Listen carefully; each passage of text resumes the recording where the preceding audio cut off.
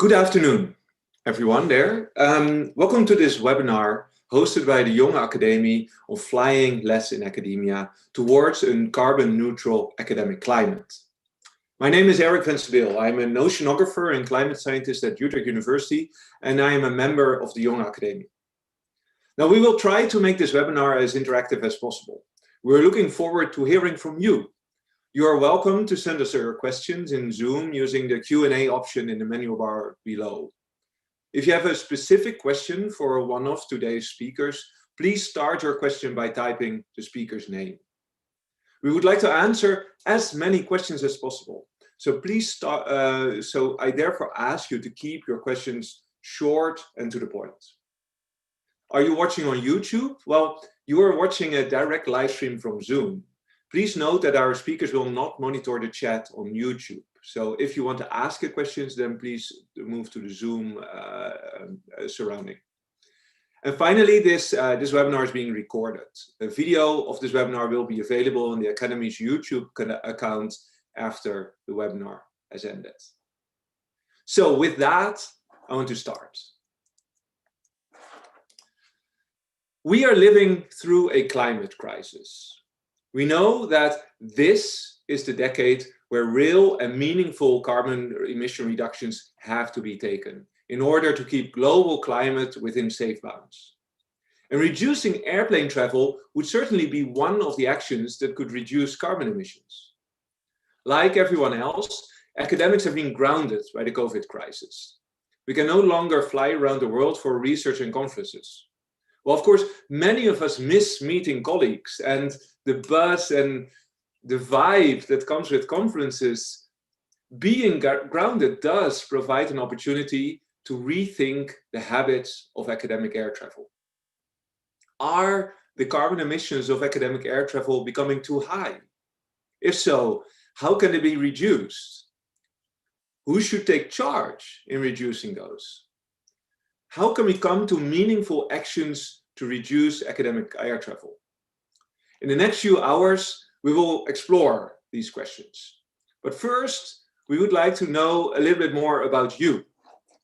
So we've set up a series of 3 Mentimeter questions to start out with. I'm sure you know the Mentimeter platform. Please go to menti.com and then use the code 7822715. And the first question is a very simple one, just to get a bit of a feel for who we are speaking to in this online environment. In which role are you attending this webinar? Are you an academic? Are you a policy officer at a university or an institute? Are you a policy officer at another organization? Or are you here in another role that you are attending this webinar? And now, of course, there's always the scary bit where you hope that the technology works and that actually answers start coming in. So please, someone be the first to answer this question.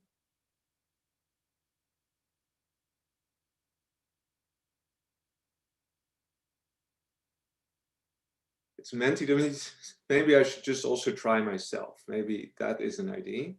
That if I go to menti.com and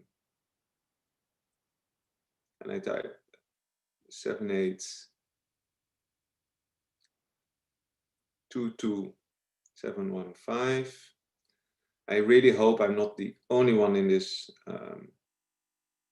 Okay, so I have voted too, but I don't see actually. I don't see the answers coming in here. That is really unfortunate. Well, that is where technology, of course, has a bit of a trouble. It might be that because I'm in presentation mode that you don't see the answers. Let me just quickly try and get out of presentation mode so that then maybe we do see the answers. However,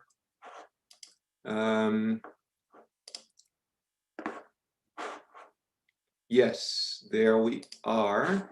Let me just then share my screen this way so that at least we can see what the answers are for now. So we do have some answers now. We have 25 academics with us, 9 policy officers at the university, 5 policy officers at another organization, and 7 people were other. No, that's a good start. Then let me ask the next question, which is a bit more pertinent, of course, to the topic of the. Let me see how I now move this on. So now you should see the next slide.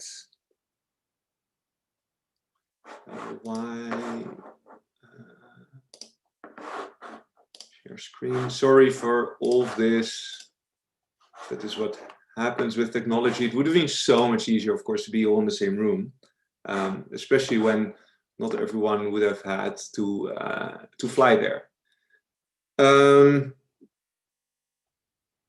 So why is this still not being refreshed? I think we're having a bit of screen sharing problems. Share this slide. Can someone confirm that they at least see the slide right now?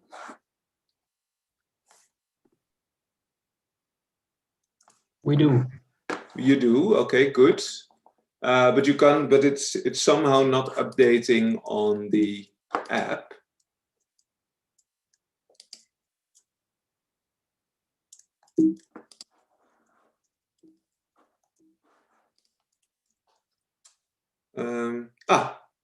Well, so this question we do have now. Sorry for a bit of mess. Would you be willing to decrease this number? So the last question was, well, how many flights did you take pre-COVID? And the question now is, would you be willing to decrease this number post-COVID?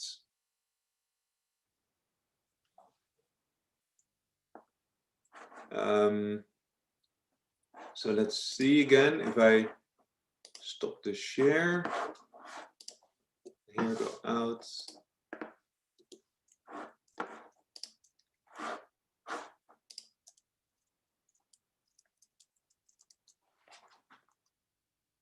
Yes, we do have a lot of answers here. Maybe what I'll do for now is I'll just go to Mentimeter and share my presentation right here.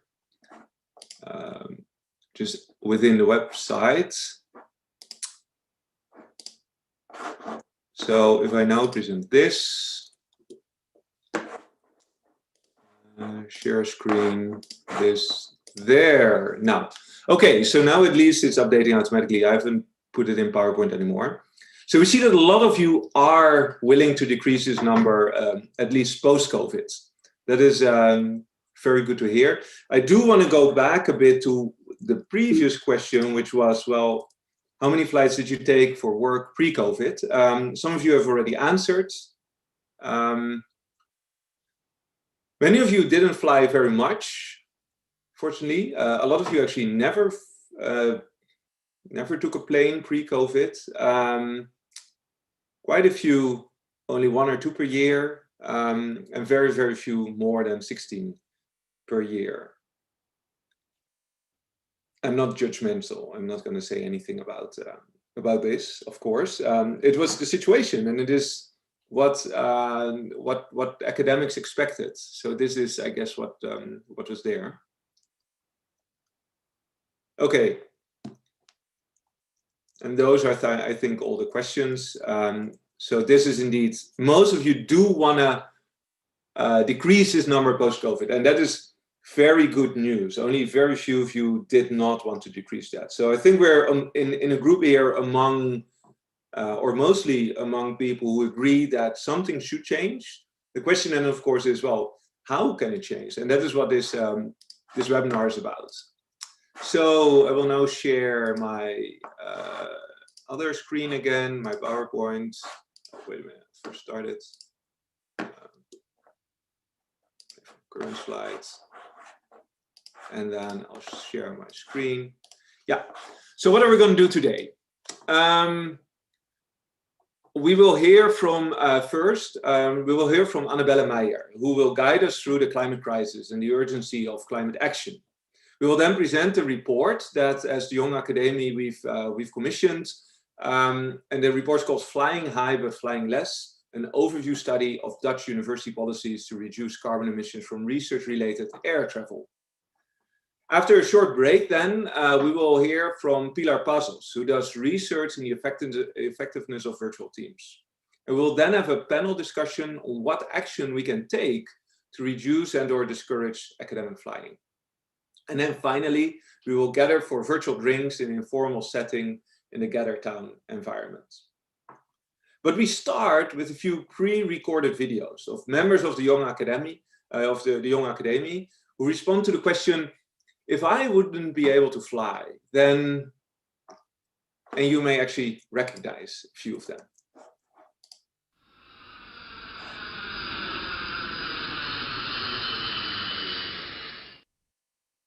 If I didn't fly for work, my relationships with colleagues abroad would change. I would miss out on these informal exchanges, on conversations that you didn't plan for, over coffee, over dinner, sometimes over breakfast, where you talk about research, but you also talk about life, about all the new ideas. And those conversations for me are the cement of academic intellectual life, and part of why I love being an academic so much. If I wouldn't be able to fly, then, well, I wouldn't be able to go to fieldwork anymore. For example, to the Galapagos Islands, where we are working to find out how to clean up the beaches. Can hardly take a rowboat there, I guess. If I couldn't fly anymore, that actually wouldn't make such a big difference. I think I've been lucky enough to travel and meet all colleagues that I need to establish most collaborations, or at least have an entrance to a network to start these collaborations. I will be able to visit most conferences in Europe and get all the knowledge and exchange I need. That would mean that colleagues have to fly from other continents, but I wouldn't have to fly. I would fear the reappearance of certain regional thematic islands in my field if everyone were to stop flying. My two most important research collaborations are with colleagues in Norway, in the US, and in Australia. But without being in the same room occasionally, so without that little bit of flying that we still do, I am afraid that neither of these projects would exist. So if I could not fly anymore, I would definitely miss some creative thinking space. So for me, flying was always a way to have a bit of distance from my day-to-day work. And many of my creative thoughts and solutions for complex situations arose during flying. So I'll definitely miss that.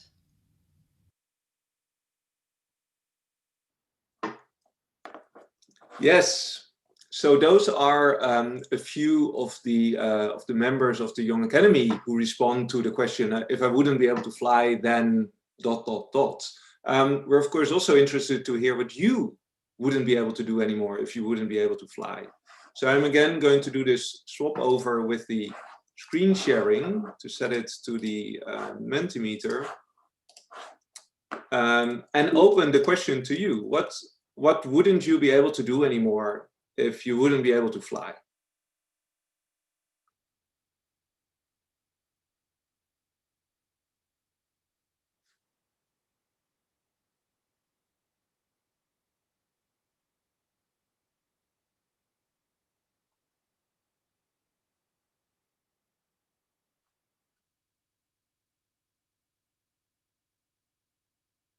So the first answer is in.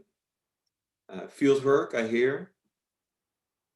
I would have a harder time to establish a scientific network. Fieldwork, creative sessions over coffee or pints. Wouldn't make much difference for work. That's interesting. Again, a fieldwork. I miss contact with colleagues.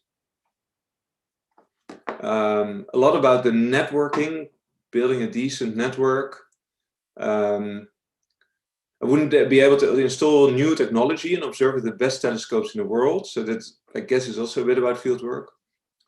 No problem at all, because I'm retired and the need to fly is not there anymore. No, that is a nice situation to be in. Unfortunately, most of the people in the Jonge Akademie aren't anywhere near retirement yet. But that is, yeah, that would solve a lot, I guess. I would be less effective in informing scholars on research funding in the Caribbean, using more informal approaches. I would take the train and focus on planning meetings near train stations. And again, I would take the train or connect online. Some people say little would change. Somebody had only one flight in the past 4 years and is still doing their work as normal. So maybe for some of us, it isn't a problem at all. That's also what we found in the Jonge Akademie, that some members just don't fly very much, fortunately. Somebody says I would go online. My work would not be successful without social contacts in real life.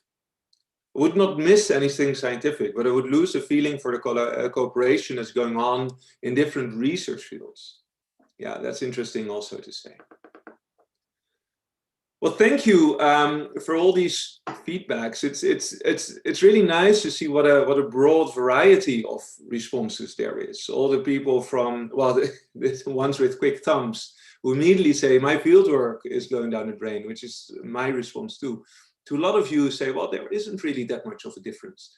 So maybe that is something also that we can take into account later on, and also in the panel discussion a bit. But before we get there, let's open the main body of this webinar. So I'll share my screen one more time. Where is it? PowerPoint. Yeah, and let me introduce the first speaker of today. Because why should we stop flying, and does it even help? Well, to explain this, we have invited Anabella Meijer. And Anabella is a visual consultant and author of a book, Eerste Hulp bij Klimaatverandering, which translates to First Aid in the Event of Climate Change. And she works in what she describes herself as fun-sultancy. And she considers herself a flip thinker, as we would say. Well, Anabella thinks about people in terms of climate types. And we wonder what, well, in her presentation, she will go more into this, but maybe you would wonder what kind of climate type you are. So for that, she's created a quick quiz, only 2 questions. So please, I think the link will be shared now in the chat or somewhere where you can click on it. And then take 1 or 2 minutes or so to just quickly fill out what type of climate person are you. And in the meantime, I will then hand over the screen to Anabella Meijer. Well, the floor is all yours. Thank you, Erik.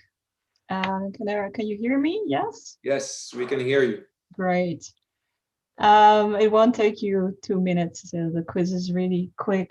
Thanks for the introduction. I should say something like I'm really excited to be here, but the truth is I'm quite nervous to be here because I'm going to try to talk in public about climate change, make a few jokes and all that through Zoom, which is really quite a challenge.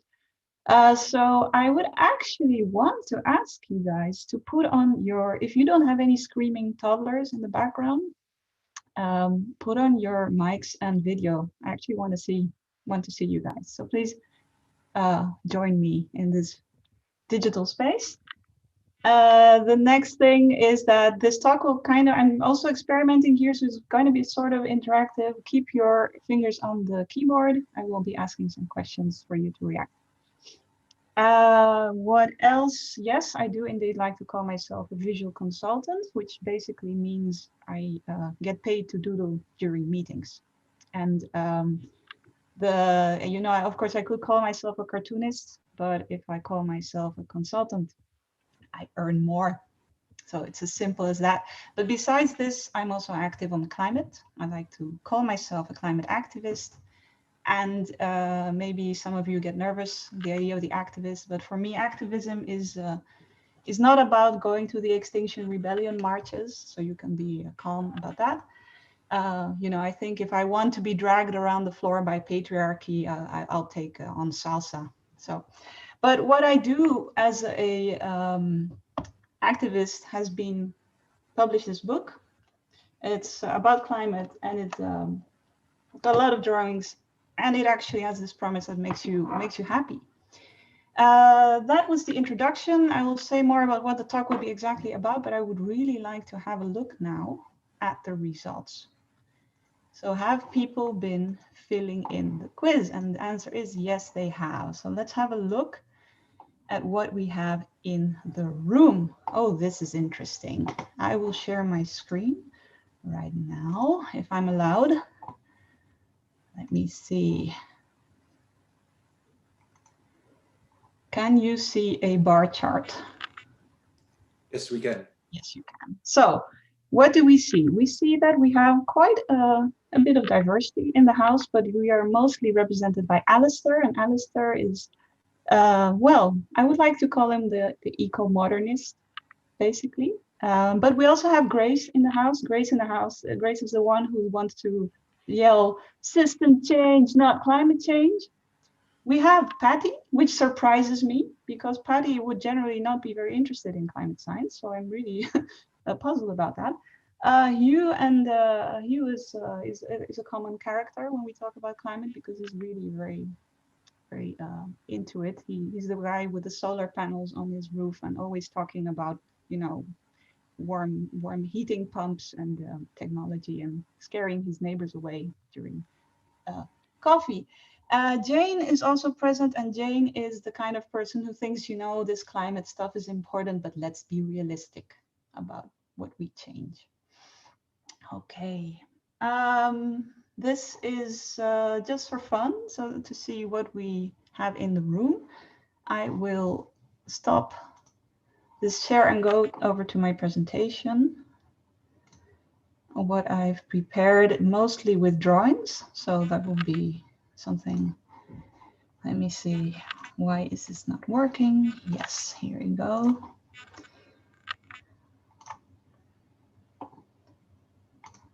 And here it is. So we had the quiz results. To be honest, I'm not really going to talk about climate science in this talk. This talk will have 3 parts. I will talk about the science of why we're screwed, like why we're not acting. I will talk about what might work, and I will try to inspire you with my vision, and my vision is that climate change can be fun. So let's see how that works out.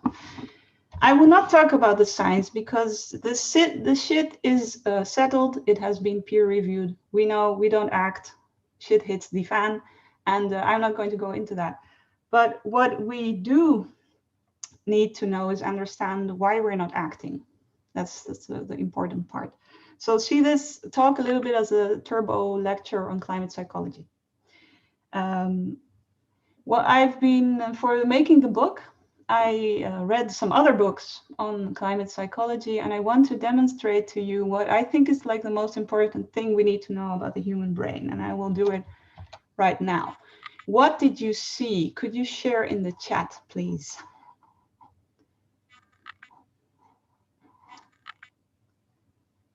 And I don't know if I can see what you are. Yes, there's some chat there. Is your book available in English? No, not yet. But did anyone see? Well, what we saw was a piglet. He was very cute. He had red boots. And this basically says a lot about how we work. We're visual animals. We process visual information. We process emotional information very fast. And we like things to be close and personal and to be out of the ordinary, to capture our attention. And sadly, all of this is what climate change does not possess. And this is a really big problem because actually, if we look at, let me see here if I can move beyond. If we consider the pandemic, for example. The pandemic is in a way similar to climate change, but different because it was quite quick to develop. But even then, when we were confronted with the pandemic happening, what we saw is that first it was in China. Now, most people in Europe were like, well, I don't know, these guys eat pangolins, you know, that's strange. Then it hit Italy. Most people in the Netherlands were like, well, you know, maybe basically the mob runs their healthcare. So that's Italy. Then it came to southern Netherlands, and people here were like, you know, Brabant is basically the Italy of the Netherlands. So we were still not worried. And then, of course, our ICUs started piling up, and then we were panicking and going into lockdown because it became really visual. And this is a very quick development compared to climate change. So that means I'm not really very optimistic about our chances. But I do have hope to offer. I hope you will bear with me. But first, we have to go through a bit of the facts that maybe we know, but we'll just go through them. What is wrong with the problem of climate change in relationship to our brains? So yes, it is not personal. It is far away. It is not in our backyard, and it's very abstract. And we communicate it through facts most of the time. There is also the problem of people who are into new stuff, who like to change, are mostly completely disconnected from people who do not want to change, who like things as they are, and we speak different languages. So messages that appeal to innovators, to Grace, so to speak, will not appeal to Jane. Then there's, of course, the fact that scientists may not like this, but for most of us, science is a salad bar. So, you know, we pile up some facts here and then we leave the rest to the side, which does not fit with our own image. And this is, of course, abbreviated by social media. We are also narrative beings, which means we understand reality through stories, and these stories are they match our politics. So it's a really big problem that climate change has become associated with liberal politics nowadays. And personally, I think that polarization in society is a much bigger problem right now for us in order to deal with climate change. Then there's a thing about communicating a hard message with a lot of judgment doesn't work. I mean, I'm kind of surprised I have to say this, but you know, we see it all over again. I'm always surprised that climate activists actually accept climate science, but don't accept climate communication science. It's really funny. It doesn't fit. You don't want to take it on. Words matter. Language matters. We've all heard about framing, but let's look at how important it can be. If we talk about heat waves in the Netherlands, people will have positive associations like summer and drinking beer. So we need to change the language in which we address climate change, and climate change in itself. The word change, you could say it's too much Obama, so it's too much fun, too much positive. That's why The Guardian started talking about climate crisis.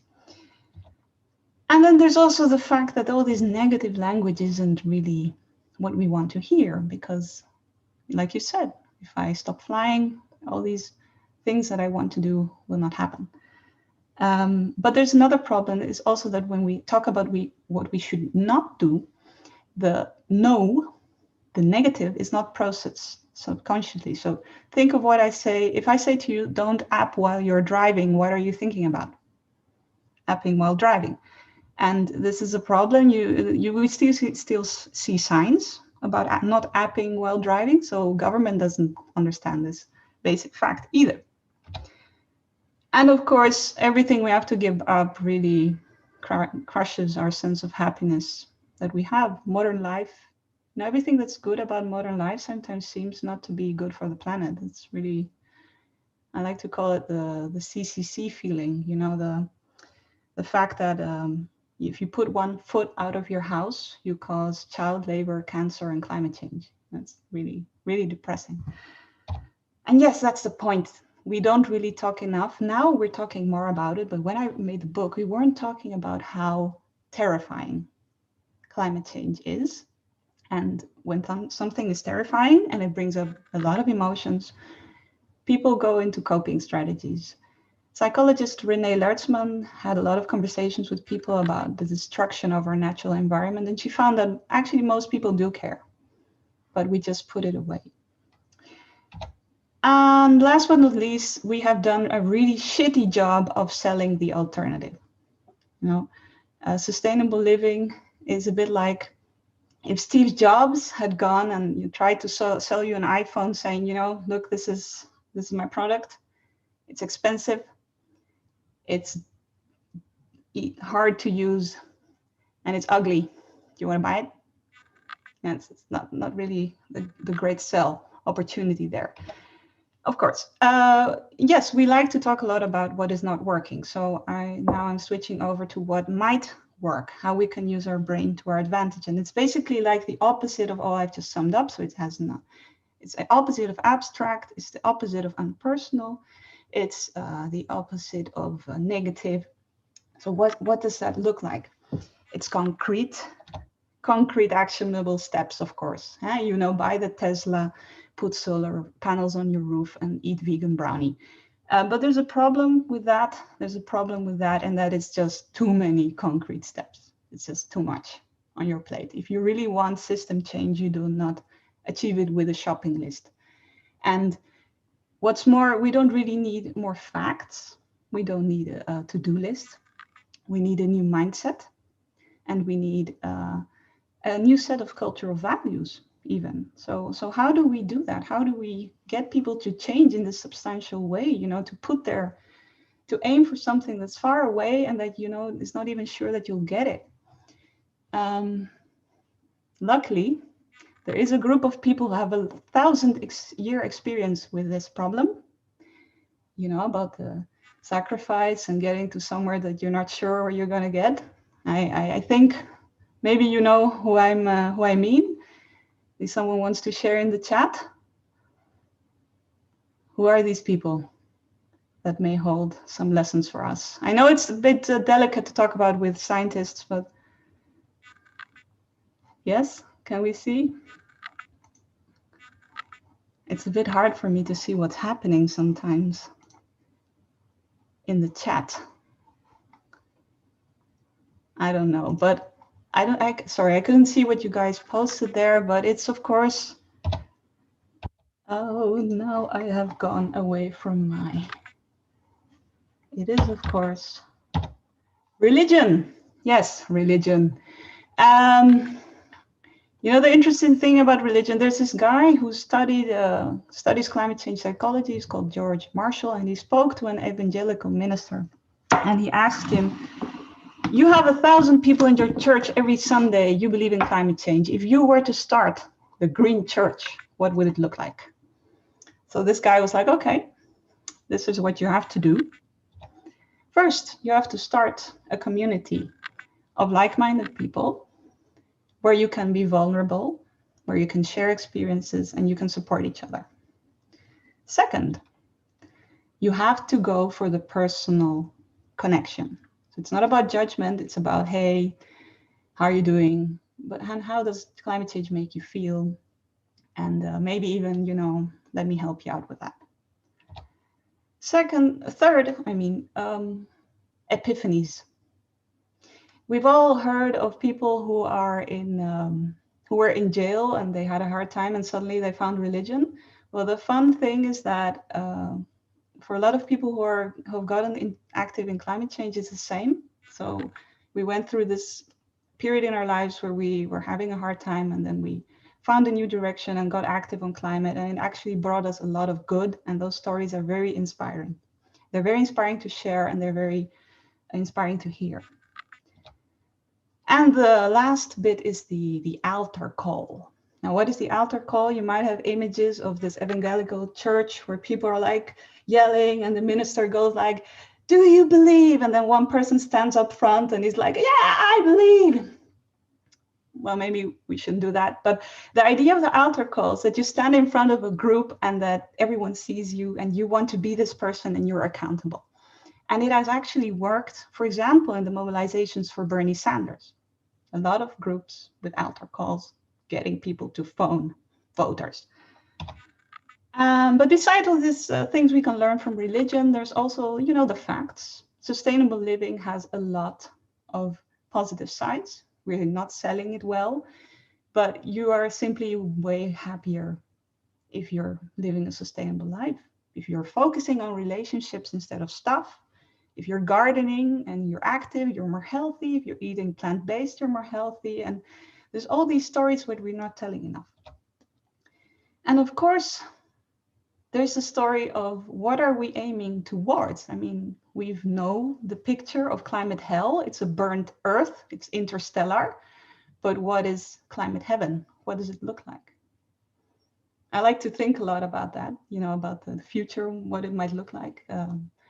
I'm excited about new technologies, merging with new materials, new energy sources, and what that might bring. And I think it could be something like this. No, belly fat charger. I can't see the audience, but knowing the fat percentage of modern people, I think there's a market for it. Anyway, I have another question for you guys, and now I really hope I can see the chat. Change isn't really easy, even if you want it. How many of you have tried to change your behavior and succeeded using the formula fact equals action? Please share. Is there someone?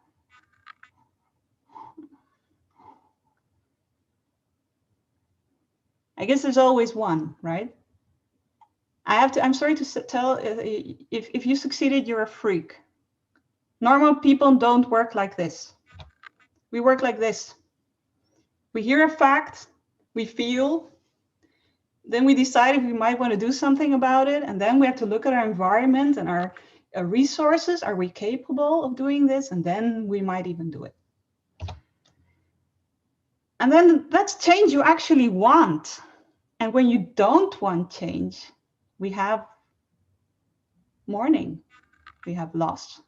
And I heard in your talks earlier, the small pitches, there was a lot of loss about things you're not going to be able to do if you don't fly. And we have to make space for these vulnerable emotions because they're an essential part of any transformation. I can really relate to you guys because if you've seen, I'm Latina. And if I want to see my mom, I have to step on a plane to hug her. And the moment I realized that the decision I took 20 years ago to come and live in Europe will have these consequences where my love for my mother and my love for the planet does not compute, I was heartbroken.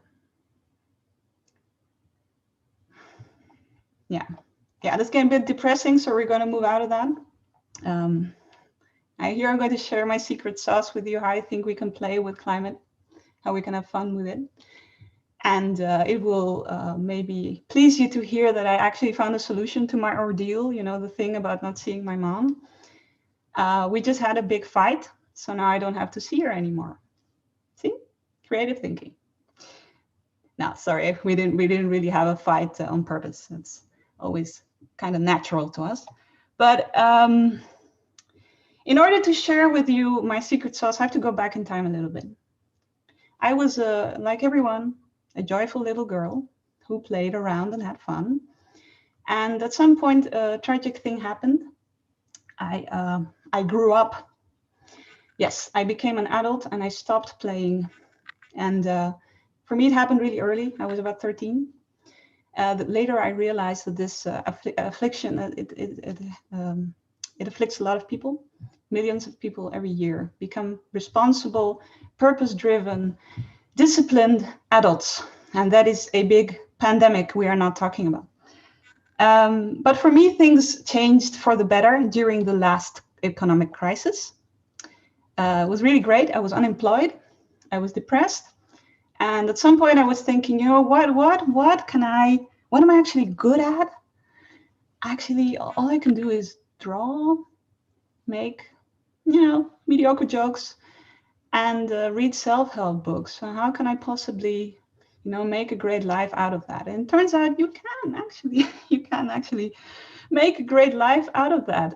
You can make a book about climate change that makes people smile. And if you're having a lot of fun while doing that, it turns out that you might even end up in the newspapers, which was never the goal, but it was a great ride. And we've spread a lot of, happiness while doing that. So I learned to play again. I learned to play with many things, with depression, with anxiety, with unemployment. I sent a job application as a graphic novel. For the first time in months, it got me an interview. I played with my terms and conditions as an independent. You have to have your terms and conditions about how you work, and they're mostly really boring, and everyone just wants to click, okay, whatever. And mine, people sometimes read for fun. And yes, of course, I played with climate change. And because I've played so much the last 8 years, I've developed a theory about how we can do this. And I call it the quantum mechanics of fun. And I think it might appeal to some scientific-minded people here. I've noticed that whenever you talk about personal development, quantum physics comes in somehow. I don't know why. But anyway, I thought I'm going to do that as well. And how does this work? So if you're working purpose-oriented, goal-oriented towards your goal only by obligation, which is basically what we're doing with climate change. We're like, oh, we have to lower our carbon footprint. We can't fly. If that is your motivation, it is not sustainable. What is sustainable is going off track, having fun, finding the fun for you, getting inspired, feeling how it boosts your creativity, and getting, becoming sexy. People will want to be with you when you're fun instead when you're angry and depressed. I don't know why, but that's how it works. And if you do this, at some point, the quantum leap gets into work and you end up at your goal anyway and not knowing how. This is a really great theory. It's scientifically backed by me. And I know you're scientists, so you need formulas. So I made you one here. It's called impact is equal to visuality versus times fun in to the Mach 3. But the truth is, there's actually science behind play. This is a definition about what play is by Stuart Brown, MD, a person who has studied play histories of children, adults, serial killers for decades. Here you can read what it actually is, because play can be very different for me than for Erik. Different play. When you're a scientist, you're playing with atoms. I don't know what to do with atoms, so very different. But this is what it entails, and this knowledge of what it is to play, you can do with everything. So if you can do it, you're a good scientist. I assume you're a good scientist, otherwise you wouldn't be here. You can play with this problem of academic flying. And play is amazing. I've felt it's amazing. It's liberated me. It's saved me every time. But it's also evolutionary fantastic. I mean, if animals, and all higher animals play, so it has a purpose, this play.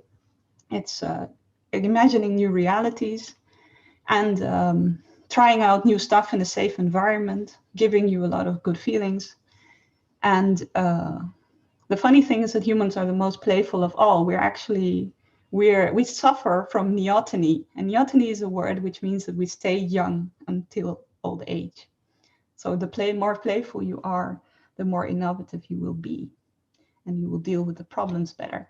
So I would like to ask you guys to ask yourself, how can I play and how can I design this spontaneity and this personal connection that I'm missing online?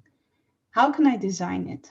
How can, and maybe you can, but I can tell you there are people out there who have this shit figured. They know how to design conferences in which people are not only listening to a speaker like here, but you have breakout rooms, and I've heard you're going to try out this new stuff. You're going to go into a virtual cafe at the end of this meeting. So there are ways in which we can redesign a new reality, and it can actually be a lot of fun. I've started doing this as well. I dress up for my online meetings. I have a new project which is called Utopia Lab. So I go around asking people, if you were the leader of a country, what would it look like? And then I'd make a drawing And then I have this online cafe and I dress up. I have a cocktail. You know, when people are having coffee and conferences, it's really ugly because you see this mug in front of the face. But when you have a colorful cocktail, suddenly it's beautiful, you know? So you can play around with stuff. See, ugly mug, Helmer, exactly what I just said. If you had had a cocktail, that would have been a much more interesting view. I will stop the share right now because how am I doing with my time? I've gone a bit over, but I'm sorry about that. I hope this at least was a bit enjoyable, at least a bit playful. And if you have any insight you might want to share in this chat, I really like to hear it. So. Well, thank you so much for that, Anabella. It is very inspiring. I fully agree with you that being fun should be kind of like the default state for any of us academics, or at least that's also how I would feel it, and support my group in doing that. We may have time for one or two quick questions. We have now, because we've opened the chat, we now have two pathways for that. I do prefer questions on the Q&A though, because we can better kind of manage them. So if anyone has a quick question still for Anabella, please put them on the Q&A, where we can then see them. And if not, yeah, I'm asking quick typing here. Yeah, there is a question now. So I'll answer this live. The playful perspective seems very appealing to me. Thanks for that. But isn't it also a risky strategy? That's a question by Aaron Held. I'm wondering what this person, sorry, I missed the name, means by risky. In the sense that play has always risk to it. It definitely has. So that's why people say you're playing with my emotions, right? That's not the kind of play we're talking about. We're talking about safe play. And yes, there is risk. So the first time I started playing around, I was kind of scared because I thought I would be, you know, make an idiot out of myself or maybe hurt someone. But the thing about play is that it is very much a social thing. When you're playing with each other, you're constantly watching, like, am I being too rough here? Am I, you know, can I really push this far? Oh, maybe I should tone it down a little. So it's actually play is always a very dynamic thing. So in this sense, yes, there is risk, but you are managing risk continuously and dynamically. Okay. Well, thank you for that. I think we have to move on in the program. Thanks for a very inspiring and thought-provoking presentation. Thank you. Thank you. Yeah, and I will clap on behalf of the entire audience. I would have wanted a clap, but you know. Oh, well, here, you've got a clap from me. There you go. So that brings us actually to the actual report. And before we go there, I very quickly want to share my screen again. Where are we now? Yes, there. Because before we present it, I would like to highlight the whole group that have made this report and the webinar possible. Because you are now attending the culmination of a project that we started in June 2019. Well before the Corona crisis. As a so-called year group, the 10 of us who joined the Jonge Akademie in 2019 started a project to explore how we could reduce our academic carbon footprint. And little did we know that a year later, of course, we would be, well, effectively grounded, or at least that's what it feels like. But we continued our project despite COVID, and the key outcomes of that has now been summarized in a report. So I give the floor to Elissa Cardoso and Jasper to present the report, and then Helmers to present our recommendations on top of the report. And with that, yeah, the floor is yours, Elissa, Jasper, and Helmer. Thank you, Erik. Good afternoon, everyone. I'm gonna share my screen. Just a moment.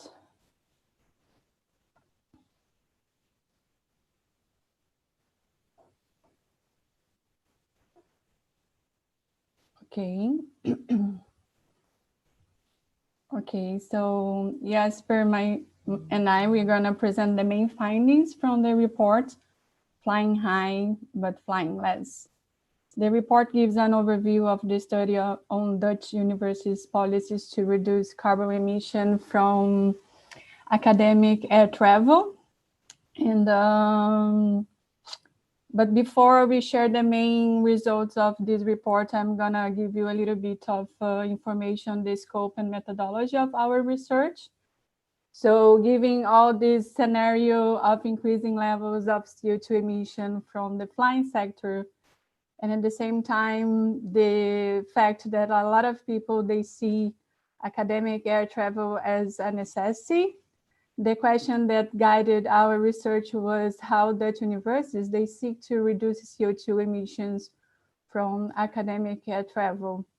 So our intention with this report was to identify their current policies, what they think about it, and also the measures that they are currently taking to address this issue. And we did this by first mapping the current sustainability policy that they have and all the measures from the 13 Dutch universities. So this part of the research, they are in the first part of the report. And later we chose 9 universities, and we had interviews with representatives from these universities to understand a little bit better what the measures and their policy, especially the mobility policy, including the part of academic air travel. So when it comes to academic air travel, we found basically overall like 3 main things. The first one, that academic air travel is an important source of CO2 emission from these institutions, even though they measure their CO2 emission, the carbon footprint in different ways. Overall, academic air travel counts from 12 to 27% of their carbon footprint. Second, it seems that they are taking, or they are shifting their investments and main focus from real estate and energy to mobility. So universities actually, they are either developing new policies on mobility and or updating their existing ones. And also we found that there is a working group involving a lot of representatives from many Dutch universities that are currently discussing and exchanging ideas about how to tackle this issue or challenge of academic air travel. And last, we found that it's still a new field, and the universities, they are not actually measuring the impact or not seeing it yet, because for 2 main reasons. One is that like they have been recently implemented, and the other one is because most of the measures, they really focus on academic air travel within Europe and do not address academic air travel, intercontinental travel. So now I'm going to hand it over to my colleague Jasper, who's going to present the measures that the universities are taking to tackle academic air travel. Yeah, thank you, Elissa, for this, and good afternoon, everyone. As Elissa just described, in recent years, universities have taken some measures specifically targeted towards reducing academic air travel. However, these measures are still quite premature. I will now go over the most common and the most popular measures that are currently being taken or have been taken in recent years. First measure is CO2 compensation. That is the most controversial one. Some sustainability officers described it more as a method, whilst the other one are specifically measures targeted towards reducing CO2 from air travel, whilst compensation is, of course, not aimed at reducing, but more at steering a certain behavior or making people aware of the impact of flying. What we have seen, interestingly, is that some universities take care of the CO2 compensation on a central level, whilst others leave it up to the faculties, and in some cases universities make it a responsibility of the individual academic to compensate flights or not. The second measure, that is really a measure, I would say, and that has been gaining ground in recent years is a flying minimum that can be both in terms of distance, but also in terms of hours. So for example, Tilburg University has a flying minimum of 600 kilometers, which means that all flights that are less than 600 kilometers cannot be taken and have to be taken with a more sustainable mode of transport. Whilst, for example, Wageningen University has a flying minimum in terms of hours. So all destinations that can be reached within 6 hours should be taken with the train and not with air travel. Obviously, all these measures that are, so all the minimum measures, so to speak, that are there right now are targeted towards Europe and not towards intercontinental flights. So that's still something for the future to look at, I would say. And then a third popular measure is a centralized booking system or a travel agent.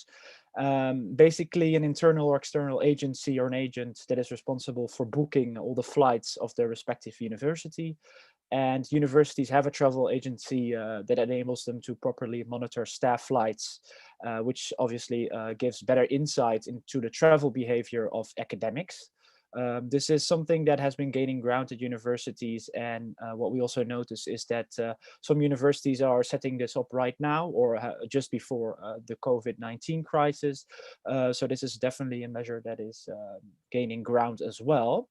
Then last but not least, what is also happening that really facilitate the decision making in terms of traveling for academics is a travel scheme or travel advice that can be tailored, or more generally speaking. And yeah, basically examples are an application that maps certain options, more sustainable options, and also provides advice. For example, if you want to go to a certain destination, what would be the most sustainable alternative to do that? Then moving forward, these are measures that are currently being taken or have been taken in recent years. Obviously, as already stated, the impact is quite limited. And we feel that in the coming years, there will be new measures, probably more rigorous as well, that are targeted to make a bigger difference. So I will now elaborate on some potential future measures that are already either a part of sustainable or strategies of universities, or were mentioned by the sustainability officers that we interviewed. So next slide, please.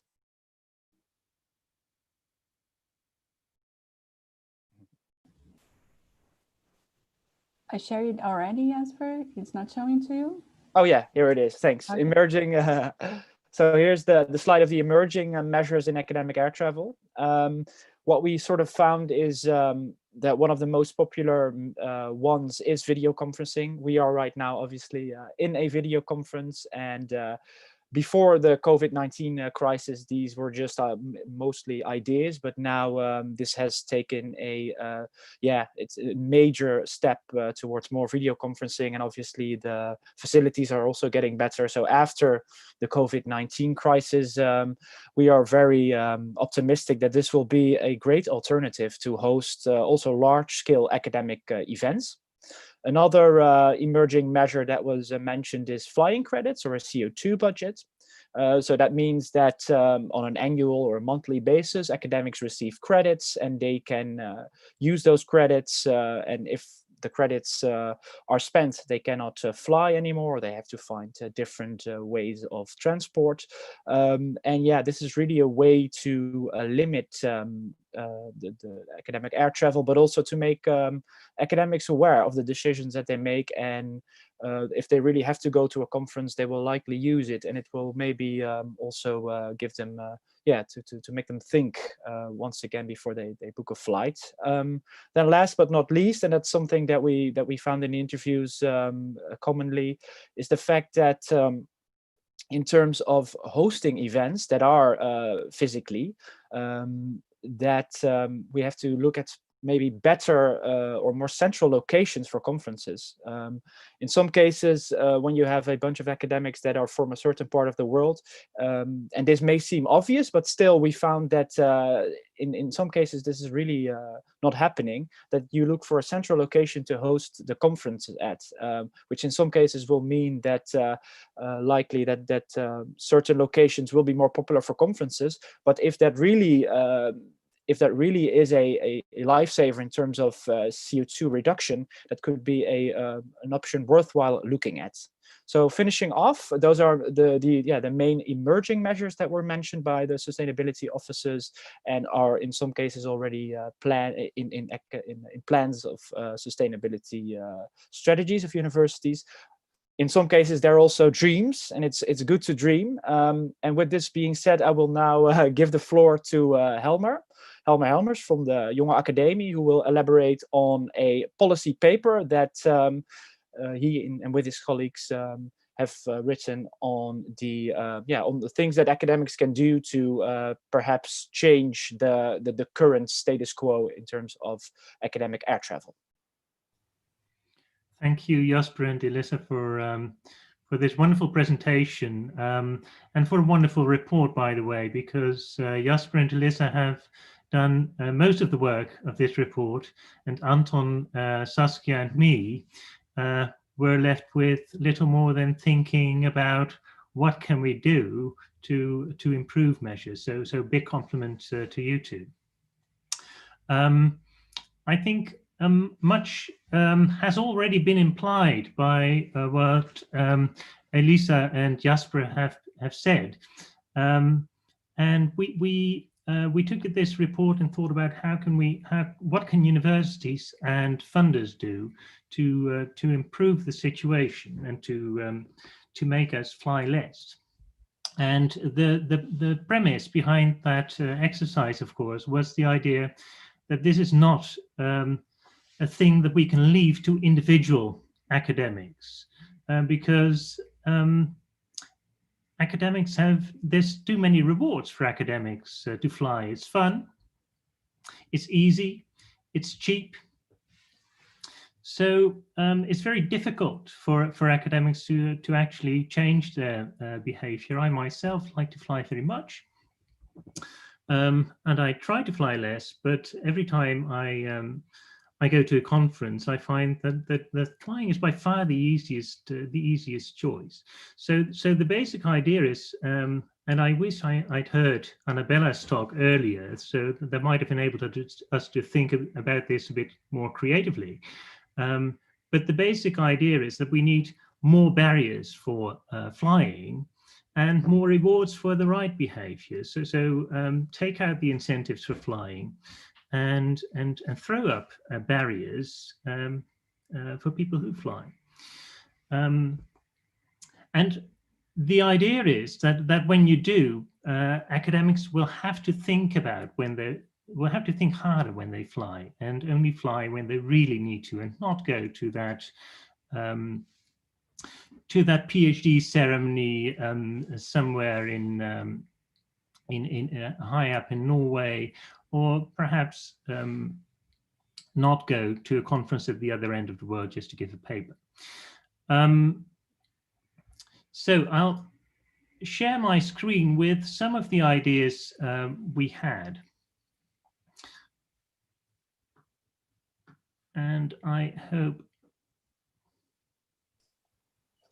We can't really see it. We can only see the top left of your screen.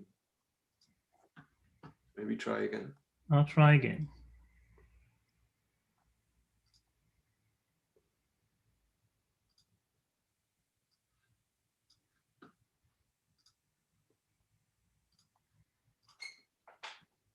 Yeah, now we now? can see it. Yeah, no, it's okay.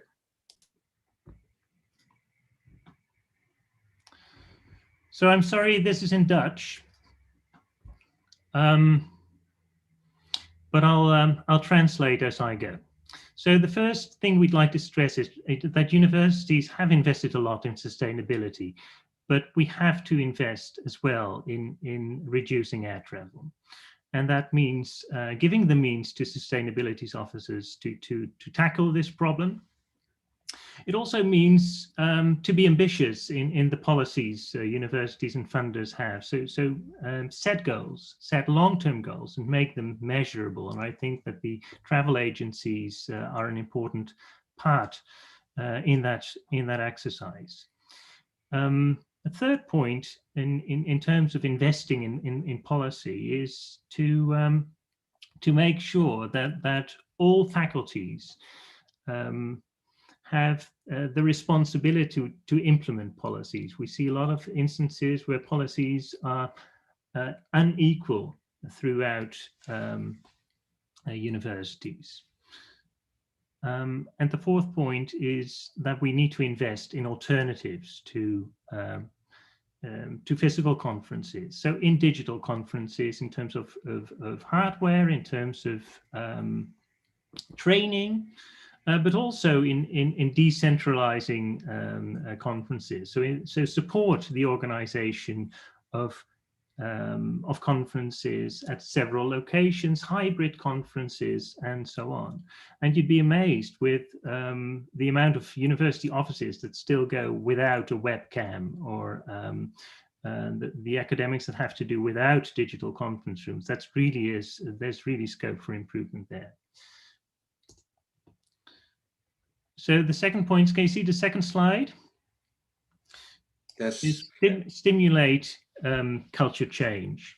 So reduce those incentives, reduce the advantages that flying holds to individual academic careers. Internationalization is for me, it's a big good, but there needs to be a balance between good traveling and internationalization, and we could account for that in job interviews, in the terms we set for people. So reward those who travel responsibly. And the third point I'd like to mention here, it's probably the most important point, is to make binding restrictions. There's a lot of policies on minimum distances, on compensation, that are not binding, and we need to make some of them, I think, compulsory if we want to have an impact. There need to be real barriers, because otherwise the incentives are still too big. And there's a growth in binding rules for academic flying, but as you can see on the right side of this picture, there's still only a couple of universities that have binding rules.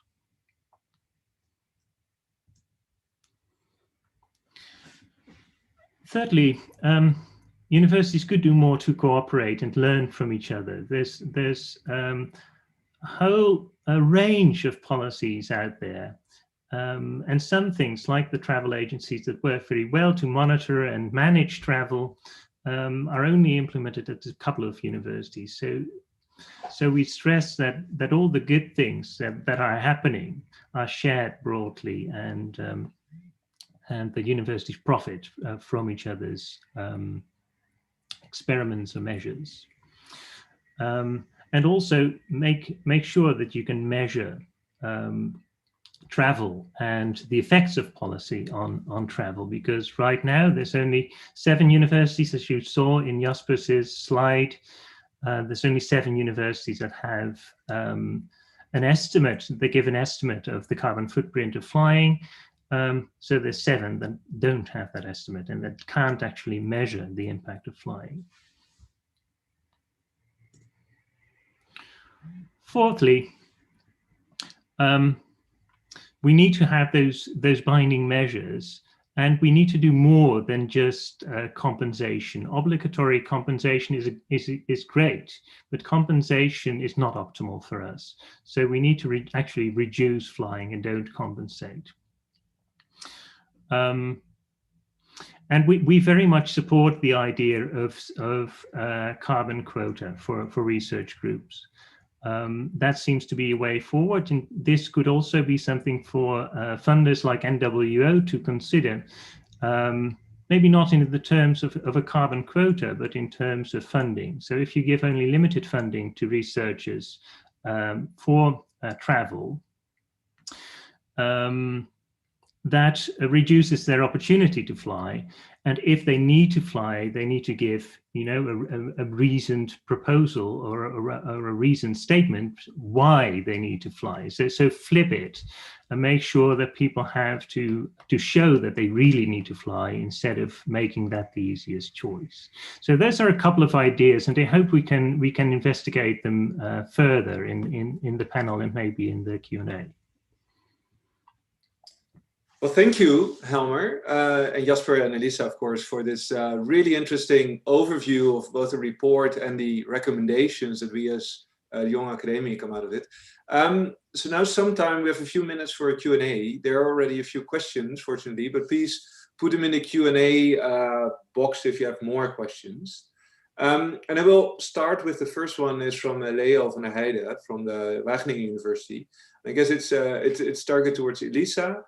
Do universities have actions or policies on reducing incoming flights, for example, by organizing more digital blending conferences instead of physical conferences?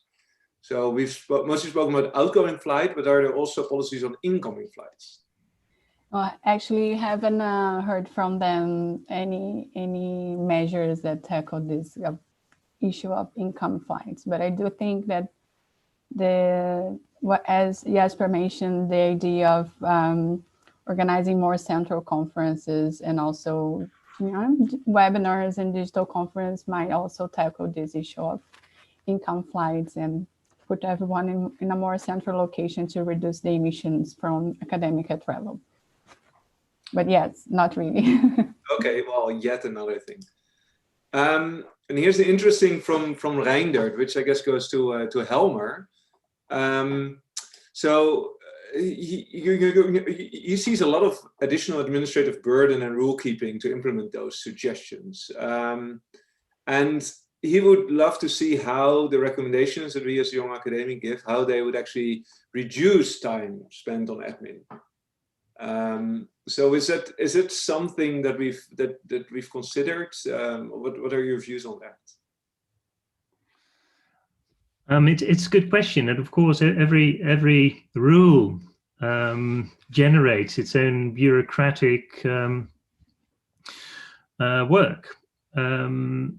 So I do see that problem, but I think that currently we need to address this problem by taking central measures.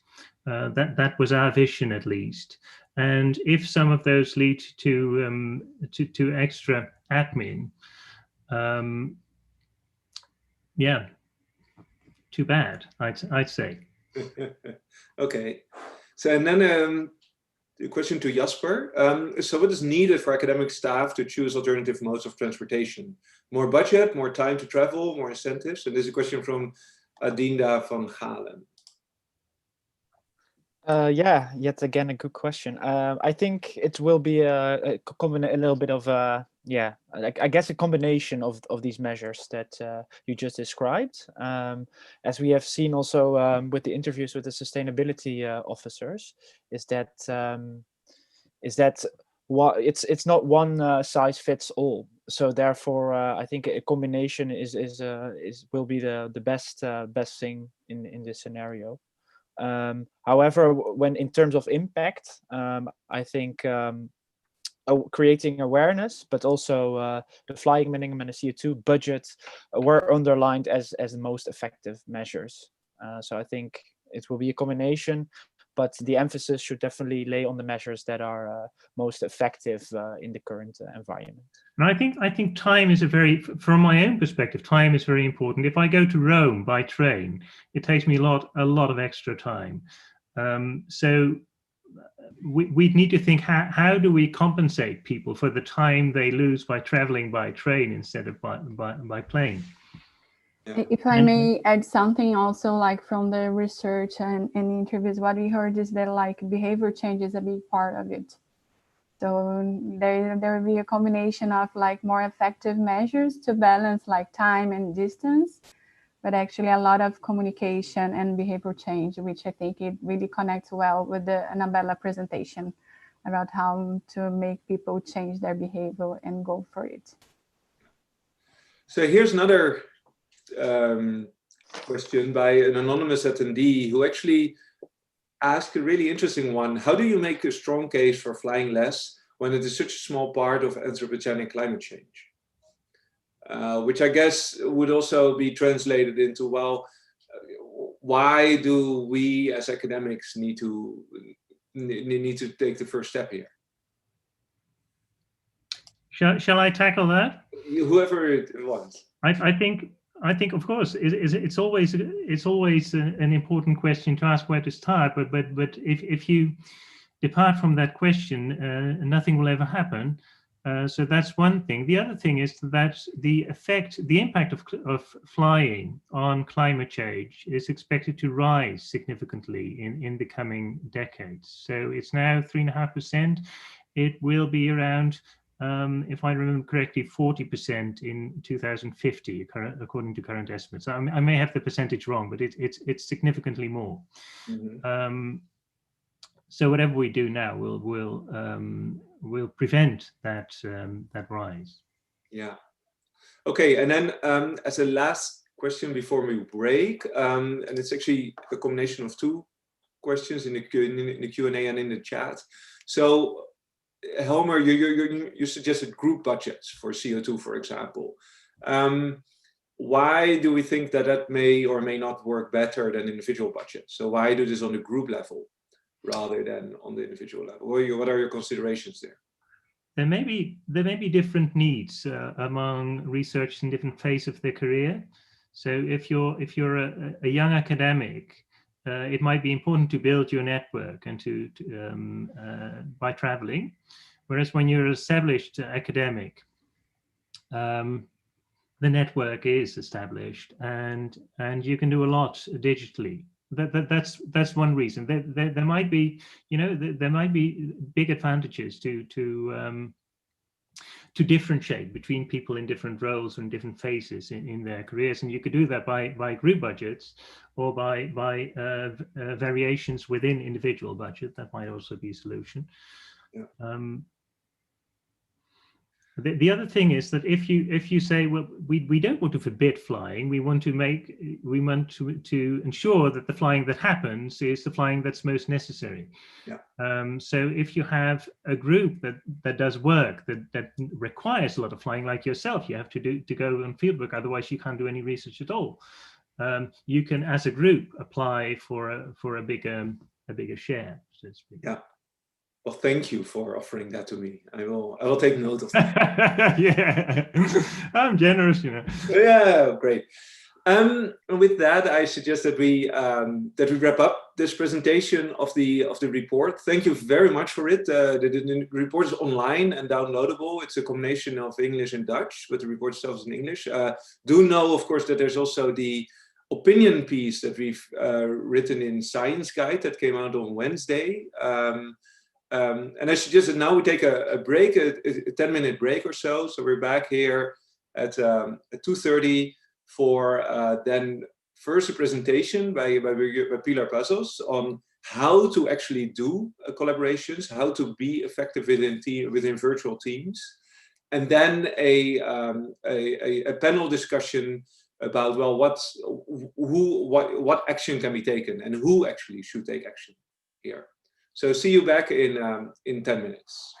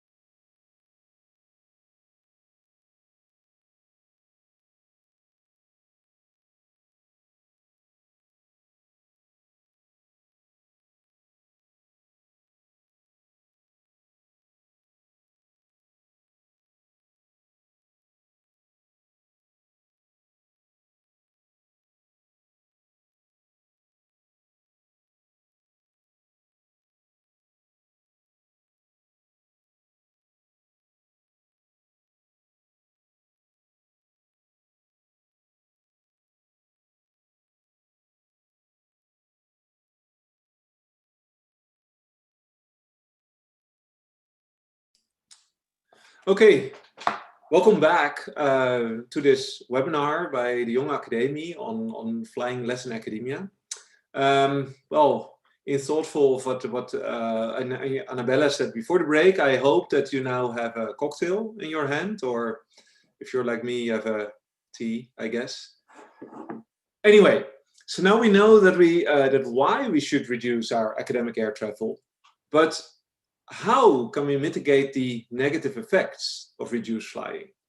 How can we make sure that we are still able to work together effectively across the globe?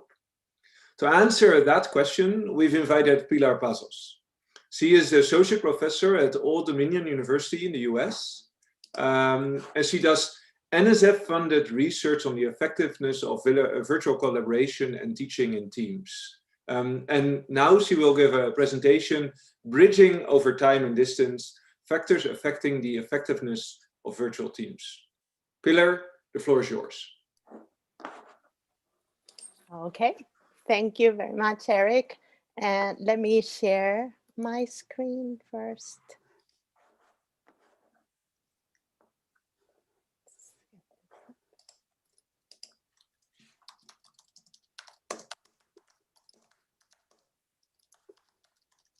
Okay. Can everybody see? Well, I guess in a few seconds. Can everybody see the PowerPoint? Yes, we can see your PowerPoint. Thank you. Okay. So again, thank you very much for joining us here on for the presentation. I'm happy to be part of this initiative.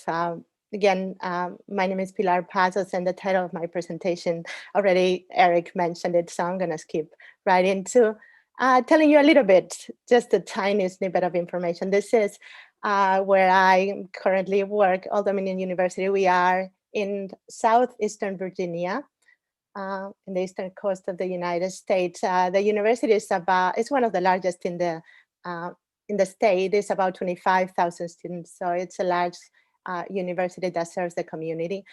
Here's where we are, and this is how long it would take me if I were to do this presentation there, based on Google anyways. And this is the marker here, just for your information. This is where I'm originally from, Vigo, Spain. So there are some commonalities between Norfolk and the Netherlands, and one of them is that we are at sea level, and we are very, very vulnerable to sea level rise. So they're starting to be concerned here about environmental issues as well. So we could learn a lot about that from you. A little bit about myself. My background is actually in industrial engineering, but I'm more of an engineer turned into a pseudo-social scientist. As I became interested in more of the cognitive and behavioral parts, aspects of collaboration. So I've worked on different research projects looking at teamwork. Here are some examples, but I won't get into much detail, so we can go into the specifics of the presentation.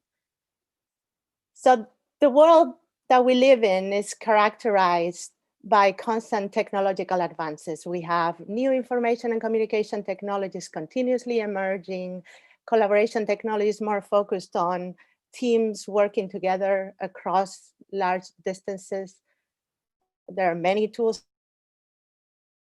out there. Some are free for universities, for companies. They're part of their IT packages. And then more recently, we have the emergence of artificial intelligence and big data. In parallel with this, we have the current the current context that is rapidly changing. We have changes, political changes. You can see what's happening right here at this very moment. Social changes, financial, organizational, environmental, COVID, which is probably on top of all of those. And this uncertainty and this constant change calls for organizations to adapt, and this includes universities too as well. But most of the work that I've done is in the context of organizations, more like industries, but it applies to universities as well. So in order to adapt to this environment, virtual teams have emerged as a very successful structure to help the organizations adapt. Why? Because they take advantage of the technologies that continue to emerge. And also virtual teams make use of one of the most effective social structures to solve problems, which are teams. So that is one of the reasons behind kind of the relevance that virtual teams have taken and are taken presently too. I wanted to share a definition just so we all are on the same page, what we mean by virtual teams, because the term is used sometimes loosely. What I mean by it is groups of people that collaborate together on a common goal. They work interdependently to accomplish these goals from different locations, potentially also at different times, and using different technologies to interact. Now, in the past, people used to compare face-to-face and virtual teams and look at the differences. This is no longer the case. Most teams are virtual currently. So it's more about the level of virtualness that you have as opposed to do you work more traditionally or virtually, because you still use technology at certain points when you're working with other people. The use of virtual teams is expanding rapidly. A recent estimate is that 85% of the corporations use some type of virtual teams within their structure. So that is a very significant number. And what are some of the drivers behind this increased use? Companies are giving employees more flexible schedules and the possibility of telework. So this has been, at least in the corporate world, a huge driver. The cost of maintaining the physical space can be reduced as people work more on virtual teams. So there are potential savings there. Cost of traveling, and you've been talking a lot about traveling, so this is kind of relevant. So, but companies are going to save on travel, and they're going to have less environmental impact, although we don't know that environmental impact has been a driver so far of the use of virtual teams, but it could have a positive effect, as you have presented on the studies. There's a need to access resources and information globally. Virtual teams facilitate that. They also provide the ability to capture information with knowledge management systems, and companies are investing on these systems to help people capture the knowledge and use it in the future. So the use of repositories, databases, that helps drive this use of virtual teams. And then the biggest driver of all, at least in the last year, has been COVID-19, that has pushed people to work from home. So there's no other choice than working virtually. So it's been a good testing ground for how to do things. So now all these potential benefits don't come without challenges. And what are some of the most documented challenges in the research? Well, the first one is that when you work virtually, you must learn new ways to communicate and to understand others in an environment that has less social presence, where you don't have the visual cues, you don't have the richness of the communication, and not everybody has learned that way to communicate effectively. Membership of teams tends to be more fluid. So to be effective, you kind of need to be quick in assimilating new people coming in and adapting to what people live, making sure you don't lose knowledge. There's difficulty that has been reported, scheduling meetings, it's a lot more difficult. And then collaborating across time zones, which when you work on global virtual teams, that becomes very relevant. When you have to delegate work, it's also, it becomes a delicate factor when you deal with time zones and you are depending on people from a different time zone to complete your work. A key factor and a key challenge is also that you have to master these new technologies that are continuously emerging. So whatever we're using now to collaborate is probably going to be very different 2 years from now. So we kind of have to keep learning new tools so that we continue being effective. And the last one is the diversity of cultural backgrounds that takes place when you work virtually and especially if it's globally, that can complicate the communication and the work interaction. Different cultures have different preferences, and it makes that collaboration an added challenge. Now, I wanted to share with you a framework that is probably the most cited and used to study the effectiveness of teams. And it has been used in teams in general, but it directly translates into virtual teams, because in this case, the virtuality or the use of technology, it's just one more factor that affects the complexity that is already embedded into teams. So it's a systems-based model in that it thinks about a team as a system that transforms inputs. This includes resources and other aspects. We'll get into that. It transforms inputs into outcomes through certain processes, what we call mediators. So what Mark and Matthew and Zakharov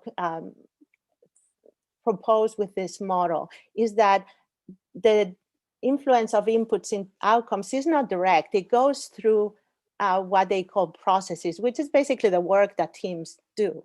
And I'll get into the middle box because it's actually the most relevant and interesting one of all. But and this model that I forgot to mention is called IMOI. It stands for input, mediator, output, input again, because it's a cyclical model. The idea is that teams are not a linear system.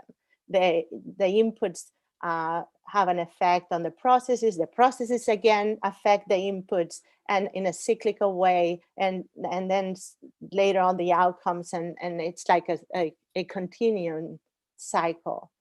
And in terms of the inputs, you have multi-level, and here is one of the aspects of the complexity of working in teams.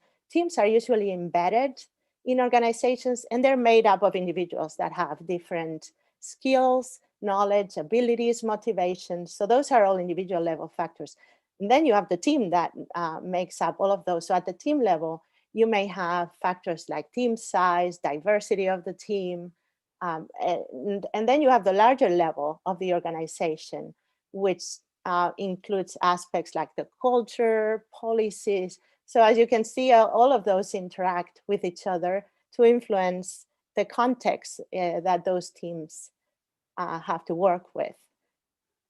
And those inputs through the processes get translated into outcomes that could be of three types.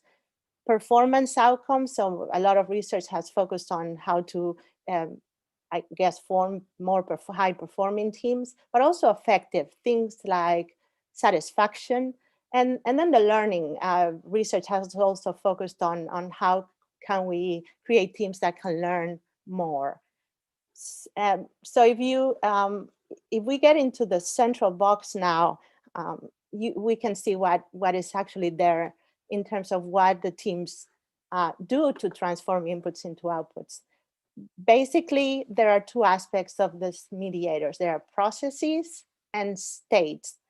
And the processes are interdependent actions that the teams do before inputs into outputs. And there are three types of processes. There are transition processes. So this is more like what the teams do to prepare for the work. And not that it's not important. Actually, they are critical processes when collaboration is virtual. There are things like analyzing the context, the information, the goal, a plan for the work, develop long-term strategies. So all those are considered transition processes. Then we have interpersonal processes that are actions that have to do with managing the attitudes and the behaviors of the people in the team. So here you have things like conflict management, confidence building, affect management. And then we get into the action processes. These are more the actual execution of the task, what is involved with respect to the interaction in the team when they execute a task. What do they have to do? They have to communicate, coordinate, share knowledge, They monitor the progress, and backup behaviors has to do with helping behaviors. When somebody's falling behind, they need coaching, they need help. Those are other types of processes. So a lot of research has been evaluating the relationship between these processes, often isolating some because it's really hard to study all at once. And the ones in blue are the ones that have been documented in the studies as associated with performance in virtual teams. So they're all critical, but the ones in blue are the most critical. And for the action processes, they are all they all have a significant relationship with performance. The second part of the mediators are called emergent states. And this is different from processes, although they also mediate the relationship between input and outputs, and they're important as well. But they're different because it's more of a enduring property, somewhat relatively enduring property of the team, rather than actions that they take. So it's a reflection of a state. And here we have things like trust, conflict, transactive memory systems, which has to do with who knows what in the team and whether other team members know about the expertise that is available for the team, mental models. So these are examples of emergent states. And there are thousands of research studies that have covered this aspect of mediators in virtual teamwork. From out of all those factors, I'm going to kind of narrow the ones that have been identified as more critical. For example, formalizing work processes and strategies early on in the life of the team has been found critical. So the preparation processes, if not executed well, they could lead to failure long term. Then we have team size. Teams of size 10 and larger in a virtual environment have found to be more likely to fail. And the larger the size, the less effective the team becomes. The idea of developing a shared vision is critical for all the teams, but more specifically for the virtual ones.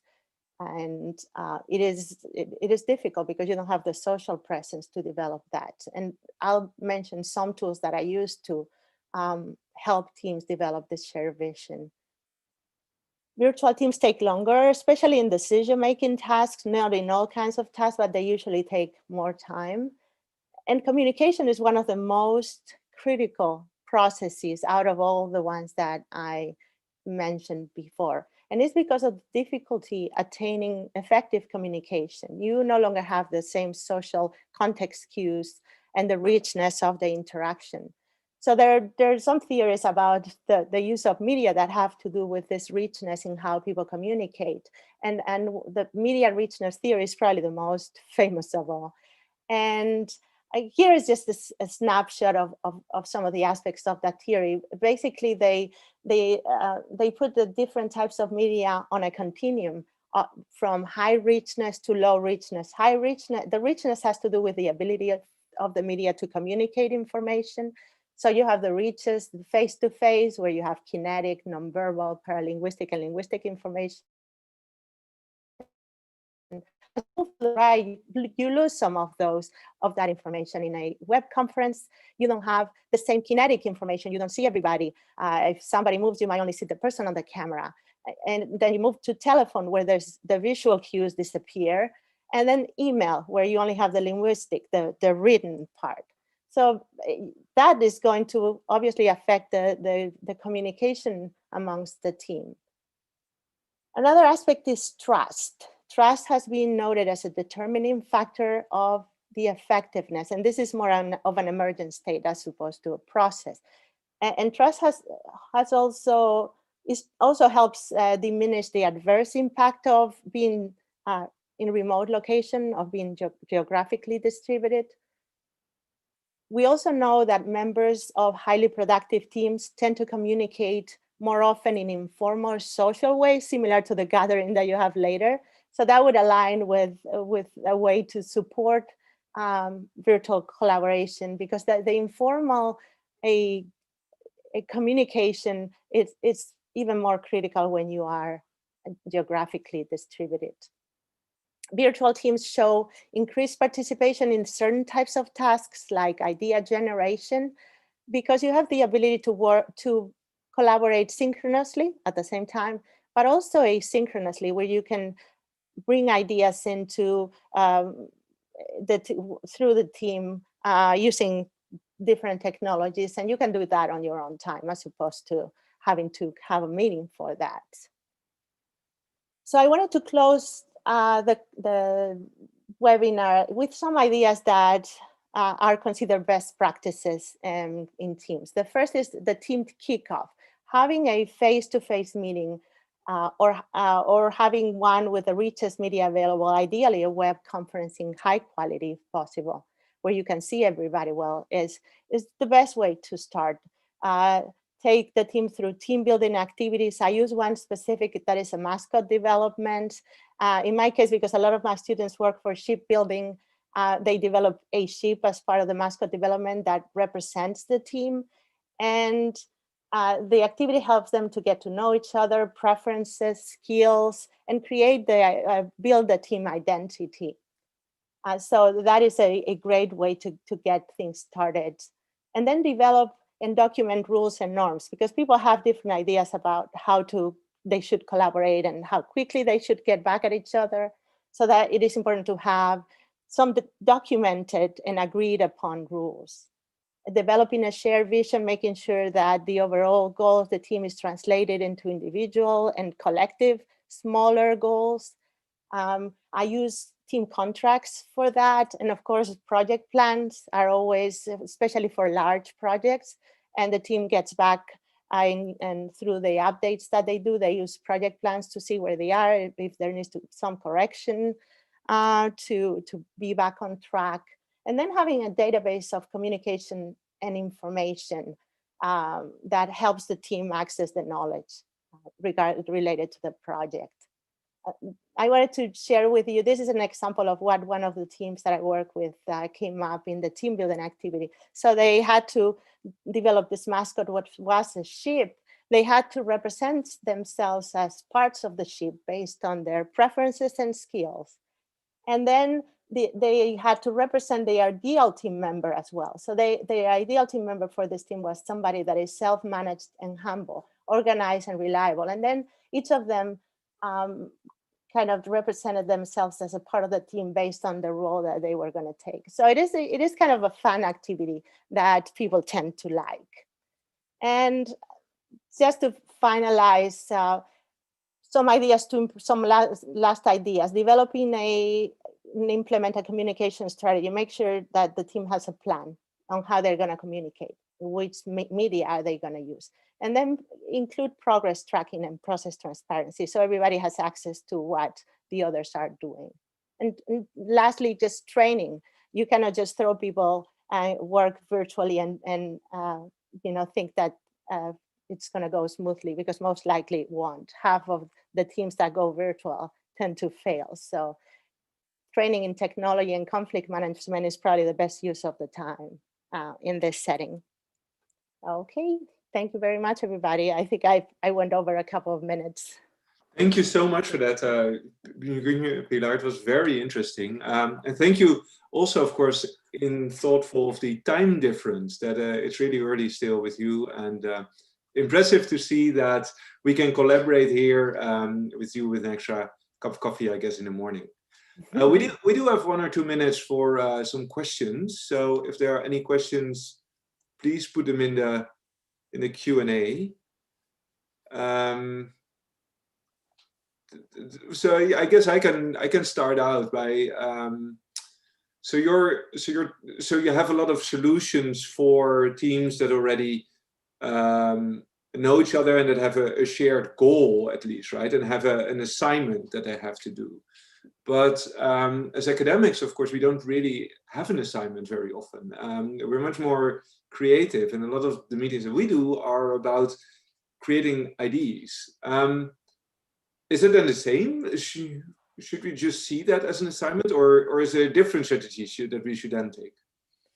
And I've used some of the tools have been used on teams that exist already. Some have been used on new teams, but that's a great question. Probably what you're defining is not even a team, right? It's more of a collective. It's a community of interest, maybe.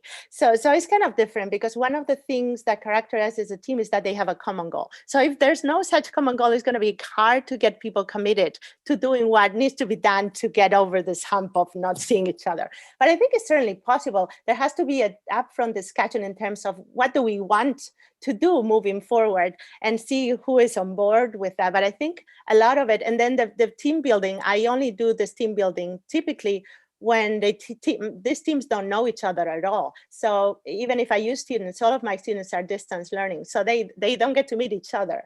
And some of these team building activities, I think, help in those cases. Now, when you already know the people, it's kind of not as useful. But if you focus it on a specific thing that you want to accomplish through that team building, maybe it gives people a sense of accomplishment by doing that. At the same time, gets them more connected.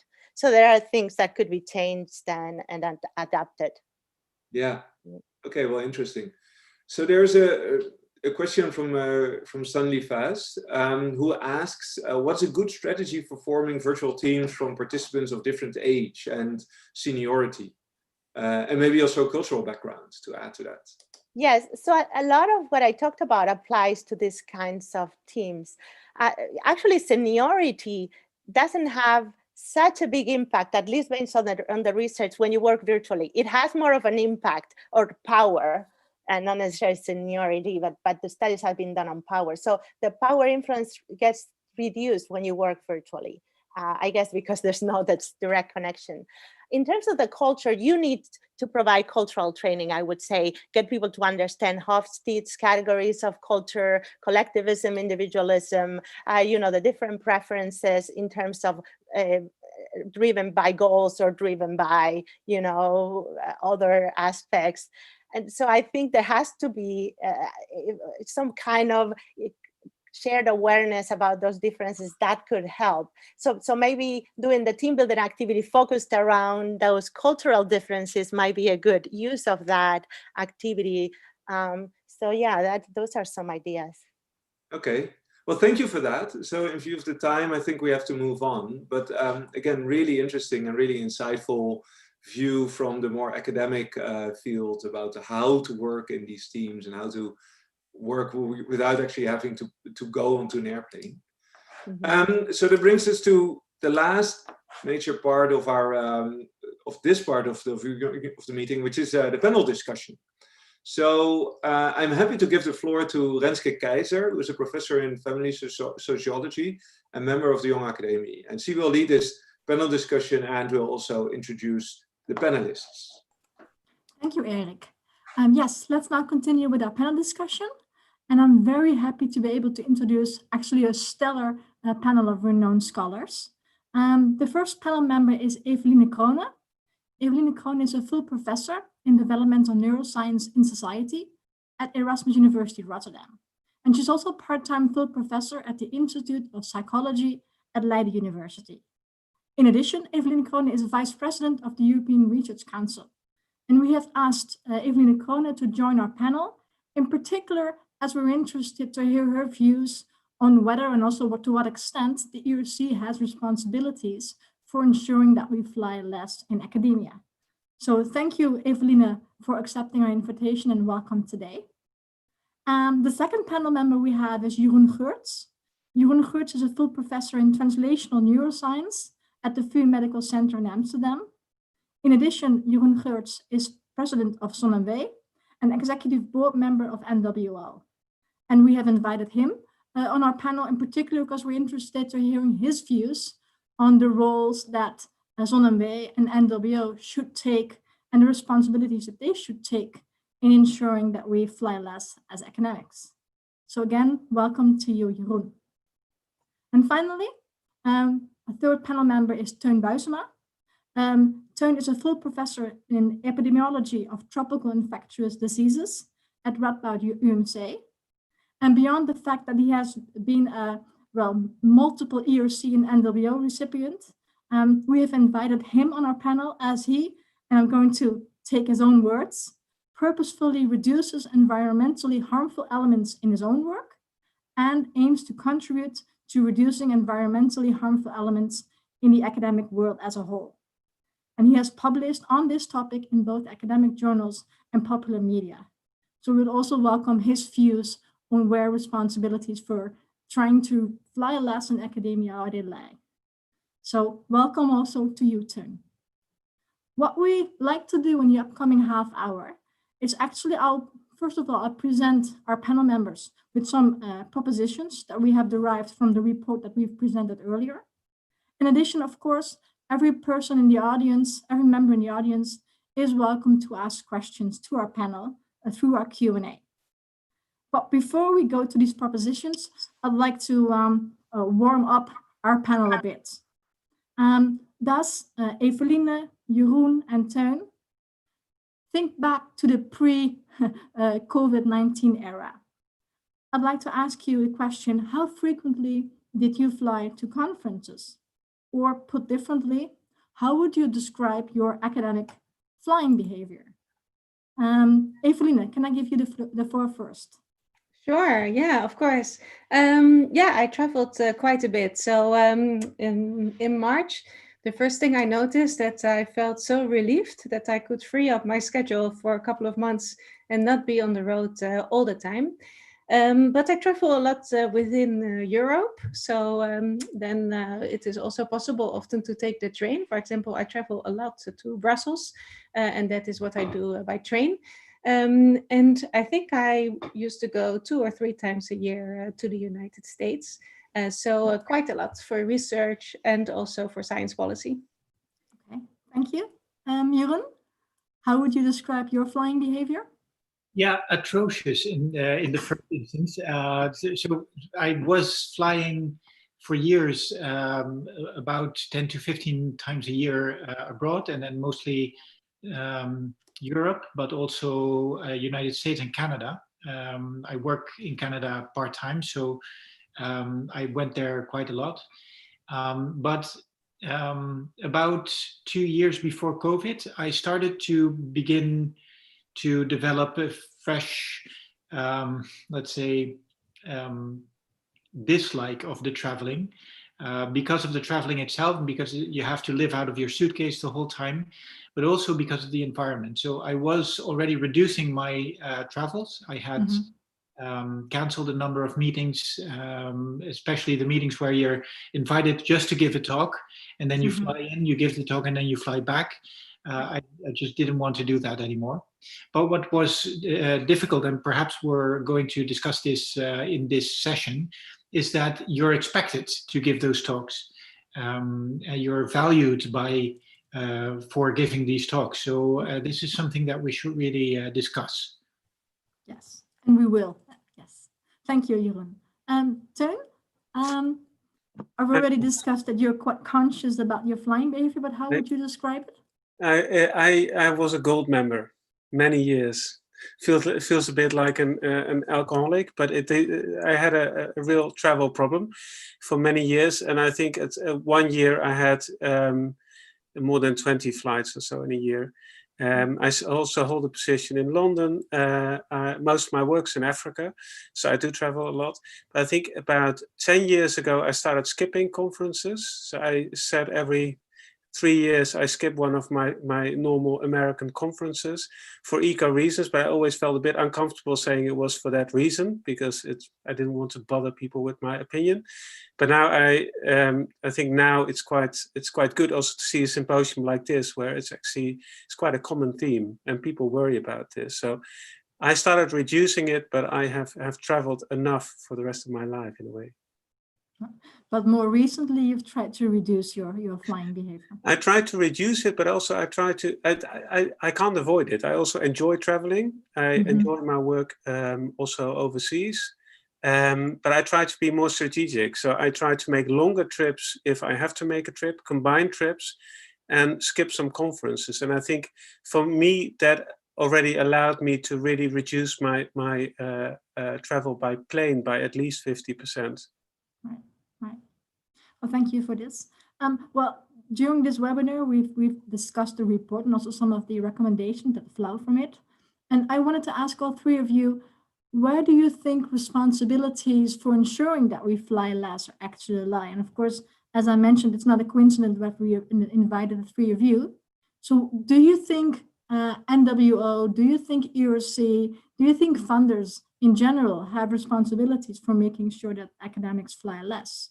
Jeroen, may I ask you to address this? Yeah, we had an interesting email conversation before this conference where I said, why do you want to speak to me? Because is this not first and foremost something of the employer?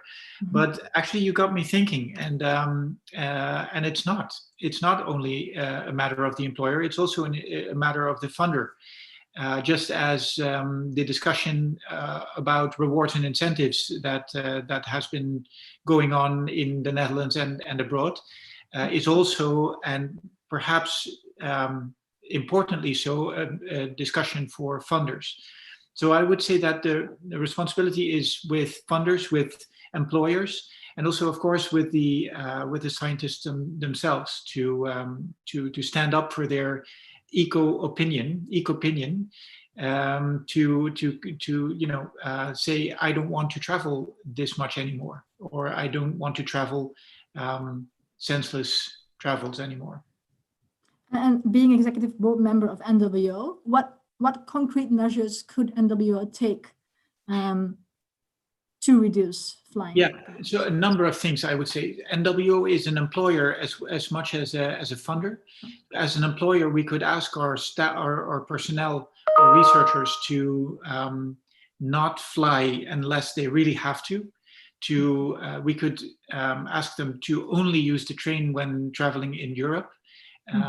We could ask them to. We could help them compensate CO2. And as a funder, we could basically do similar things. We could ask committee members that are not from Europe to participate in committees only digitally. So we could try and facilitate hybrid meetings or complete digital meetings. We could ask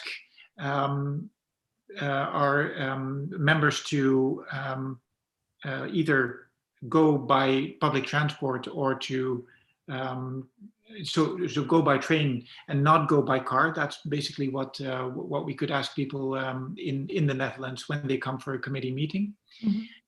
So there's a number of things that we could do. We could be more explicit as NWO and Zonne about the need to be CO2 neutral, or at least less climate heavy in your policy.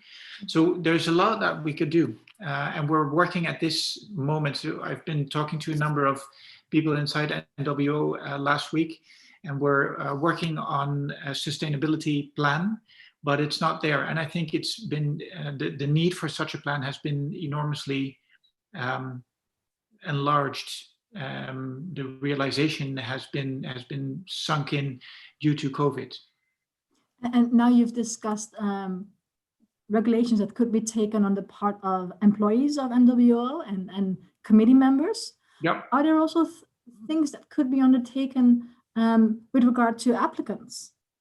Yeah, so for example, applicants, so one of the things that we've discussed before is that applicants should not be solely rewarded for the fact that they've been abroad.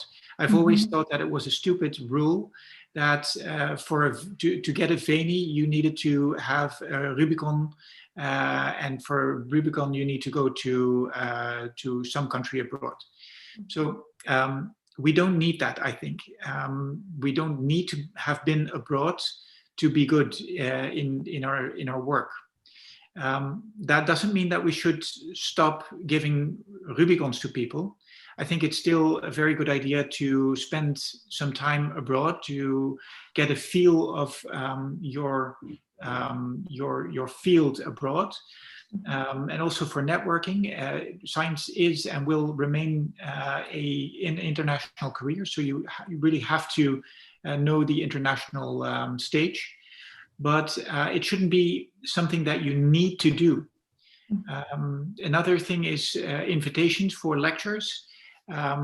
You shouldn't be rewarded purely for the fact that you have 100 invited lectures. You should be able to say, I don't want to accept this lecture. I thank you for inviting me, but I don't want to give this lecture because it's in Japan, and it's simply not sustainable, or on the par, it's not sustainable for me. Thank you. Thank you for this. There's a lot in the rewards and incentives that we're discussing, I think, now in the Netherlands, that we could also do for traveling. Yes, and I will pick up on this later on, but I'd also like to ask the same question to you, Eveline, as Vice President of ERC. What do you think ERC could do? Is that in line with the suggestions that Jeroen made, or do you think of other things that ERC can do? Well, as you probably know, the Green Deal is high on the agenda of the European Commission. So this was something we were thinking about already before COVID-19 hit us. But it was all accelerated during COVID-19 to see how we could change the way we evaluate. So the ERC's mission is to encourage the highest quality research in Europe. Through competitive funding. And I think it's important to emphasize it's through competitive funding. And it is to support investigator-driven, so bottom-up frontier research across all sciences. And the only criterion is scientific excellence. Now, why am I telling you this? Because the evaluation of scientific excellence is a difficult enterprise. For this, we need panels of the best scientists across the whole world. And they do participate. And there is really something to say to have an instrument like the ERC, to have a strong position of Europe in the scientific landscape, because as we all know, there are global forces. I mean, the situation with collaborations across United States and other parts of the world should not be just be taken for granted. There is a good reason to invest in a very strong research-driven Europe. Now, how can we make those evaluations in the best way when we work with such high-level international panels? Yeah. So that is, I think, for the ERC now the biggest challenge. And I have put together some of my notes concerning what worked and what did not work in the last 8 months. I don't know if it is time for it now, but I could quickly summarize. So, so let me begin with something that worked better. So let's see, I have my notes here. So all the panel evaluations continued with the ERC. There was no single day of delay. And this is all due to the fantastic work of the ERC agency. The Scientific Council is them immensely grateful. Now, for some of the evaluations, there were no longer interviews where there used to be interviews. For some, there were no visual aids, whereas there used to be visual aids. So we had some challenges to deal with. I think what worked better in the evaluation is that every panel member had a clearer voice, because when you get together in a room, there can be dominant personalities who take over the conversation. So I think it is also good to see some things actually work better when you do it remotely. But there were significant challenges, and let me just summarize them quickly. So full week remote panel meetings with often 10 hours a day in front of a screen are extremely exhausting for the panel members and for the staff. Time zone differences due to experts coming from all over the world. It was so complicated. There were people in Austria who participated at 5 a.m. and so on. So it was very, very complicated. The rich discussion that you have in on-site meetings was harder to get in the online meetings. There was no informal opportunity for getting to know each other. So while the processes were kept as close as possible to the on-site meetings, it did not beat the real thing. And the quality of the evaluation is just key for those types of bottom-up grants like the ERC is giving to people. So we do need to think of, can we have a dedicated task force which adapts and defines the processes that are needed for remote evaluation? How do we make these processes as close as possible to on-site meetings? Those are the challenges that we're facing, and I would be happy to hear all your thoughts about it or comments in the chat. Maybe I can give Teun the floor. Maybe you'd like to address some of the points that Jeroen and Eveline have made regarding the responsibilities and also the measurements that NWO and ERC can make. Yeah, and I would like to, I think I'm sharing my screen. I'm not sure if I'm allowed, but one important funder for me, EDCTP, it funds trials in Africa. This is the carbon footprint of meetings to just prioritize proposals for funding. So it's basically ranking, saying these are the pre-proposals and they can be submitted as a full proposal, which I think is a phenomenal carbon footprint for flying people in to basically come up with a median score and say, yes, write a full proposal. So I think that's one thing where I think we have to embrace digital conferencing.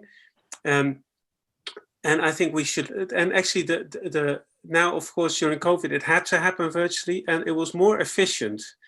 Also, the participants for Africa said, actually, it was easier for us to contribute to this. So that's one thing. But then actually on working and actually working as a scientist, every project I submit, Horizon 2020, you think about the meeting budget and you just think annual meetings. Let's have annual meetings. I think it would be fantastic if a funder says, we expect from the people we fund to have a kickoff meeting because it's important, you get to know each other. But we don't expect annual meetings because we now have all these virtual options. And perhaps you have a closeout meeting, but not annual conferences. I think just giving that example would be very important.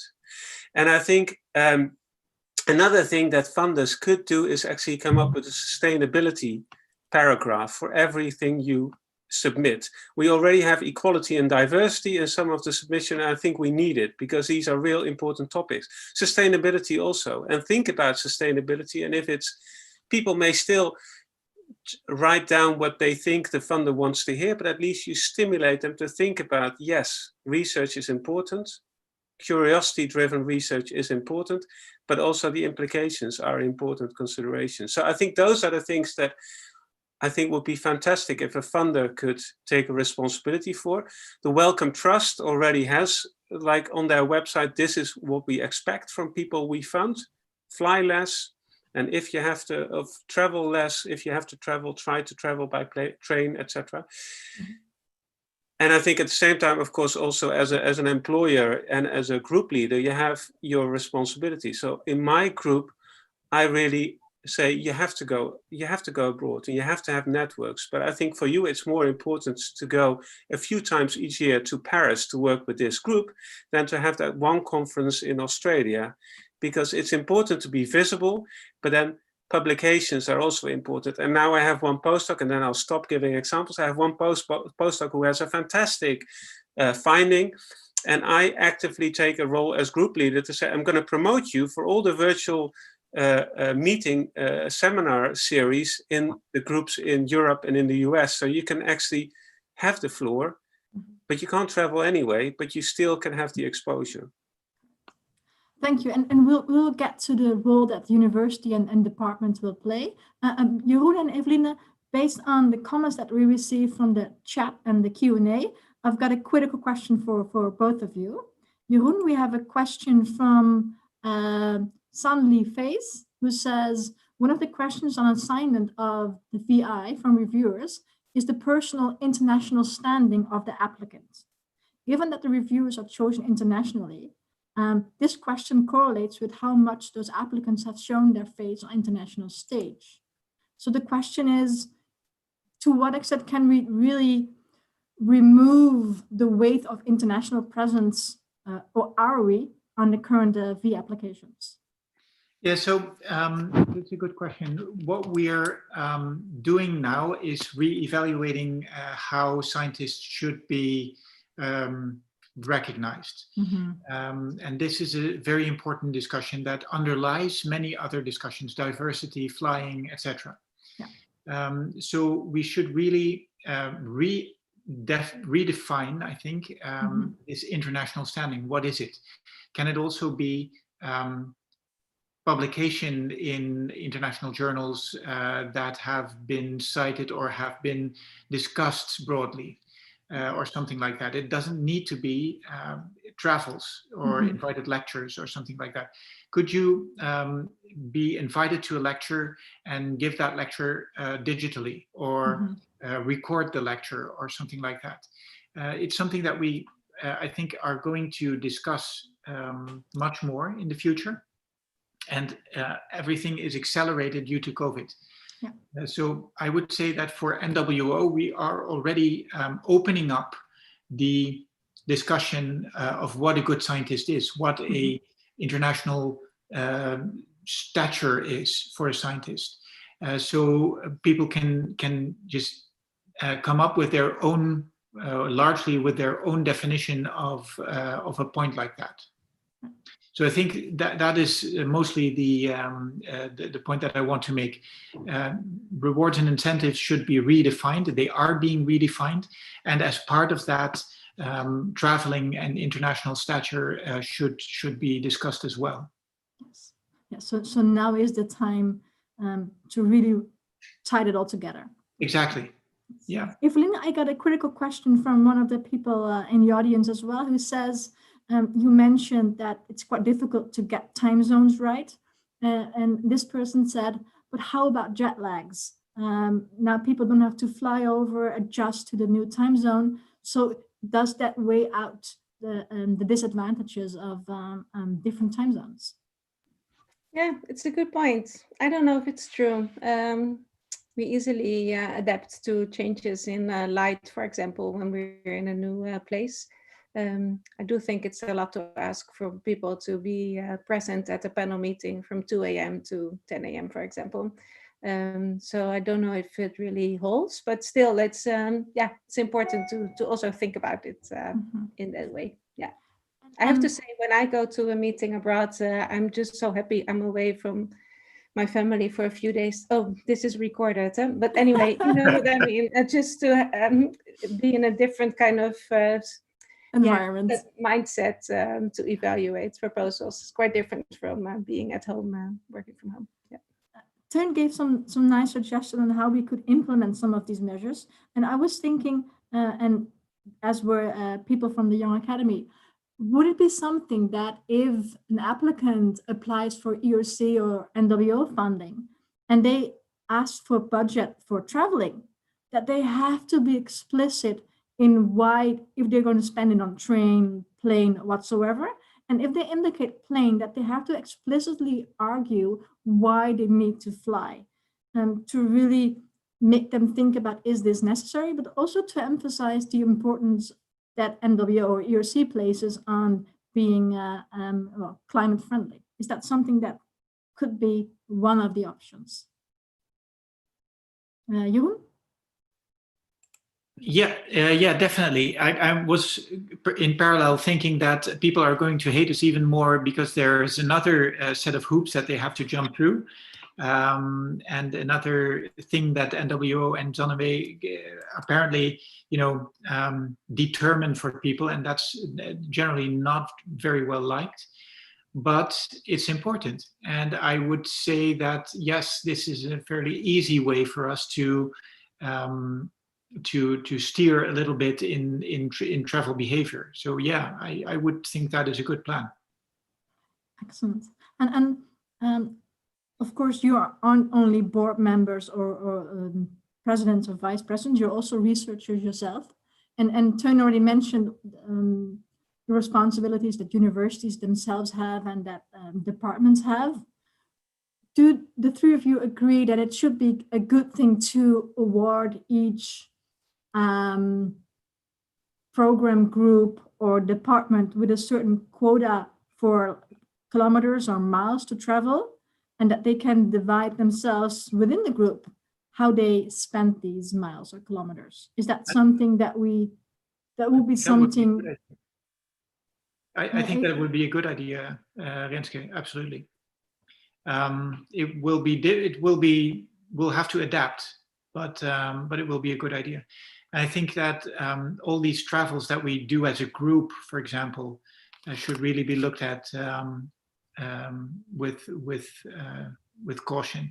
I think you can go to different congresses different years, and then tell each other about it in several work meetings that you have at home. And just take each other along. I think if you organize that well, that would be a major advantage. Would reduce the number of travels, and it would also create like a team bond, talking about all these congresses. And Teun, you wanted to say something or add something? Well, I think that's a good point, that often we think of conferences, you all go, and often you all go to the same conference and there's hardly any follow-up. So we now installed in my group to just mandatory follow-up. You prepare some slides on what you've seen, which I think should be a no-brainer, but somehow we didn't do it. And I think recognizing the difference between groups, some groups, tropical medicine will travel more than some other groups.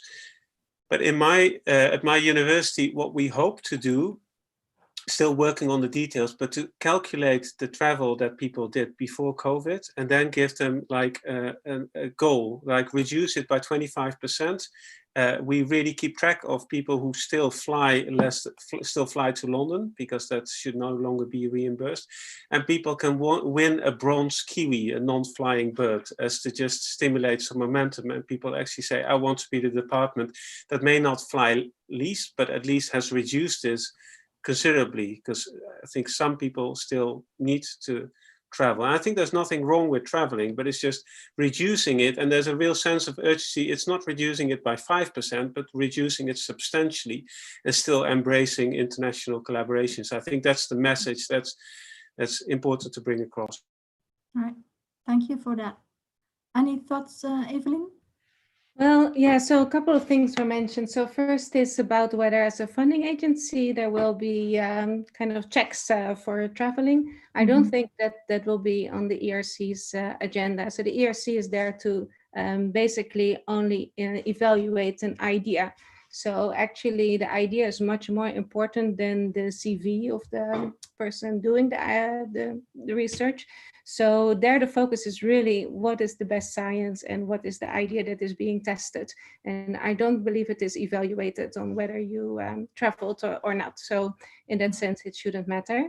And now you talk about the individual responsibilities. I'm not such a big fan of having kind of a point system, but I do think that we can all think more transparently about why is it necessary to travel. For example, what Teun mentioned, that you can have a kickoff meeting of people getting to know each other and then have the second and third meeting just virtually. Then you think about, okay, how do we connect as a group? What is really important? Well, it's important that we initially create these bonds, and then we can also easily continue virtually.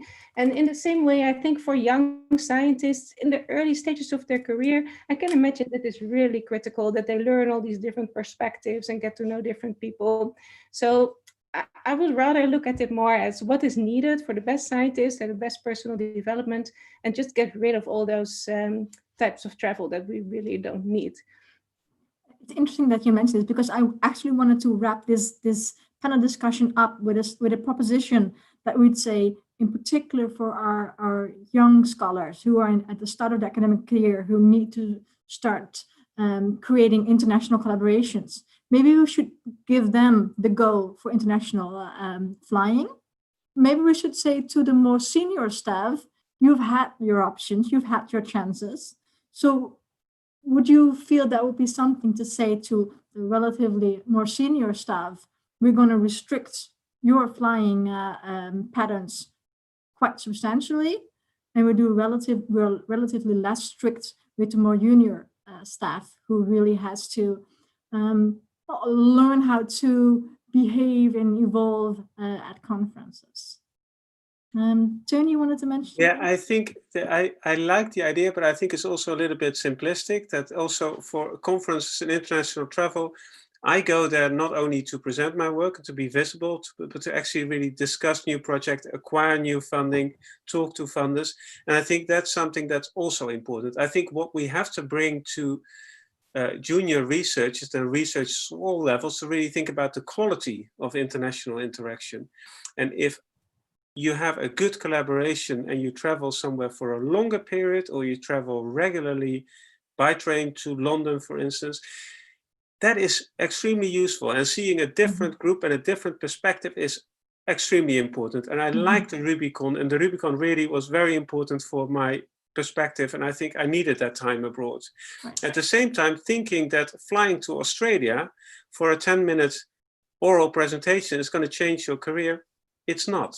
It's not necessary. I think we just have to really think carefully about what is high quality interaction and where is travel needed. And then if it's needed, we do it. If it's not needed, we really have to think about what we want to achieve. And I think we sort of lost track of it because we all love traveling.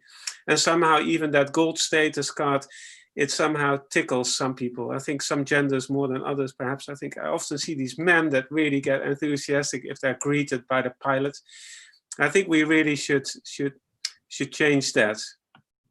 Okay, thank you. I think that is something that is mentioned by... I 100% agree with Teun. Nothing more to say. I completely second it. As long as we're transparent about it and can explain why we travel. That's actually how I wanted to summarize it. And I feel that both you, Jeroen, Eveline, and Teun, you all seem to emphasize we should focus on high quality interactions. Collaborations, contact is important, but don't do it for the quick and dirty. Go for in-depth collaborations.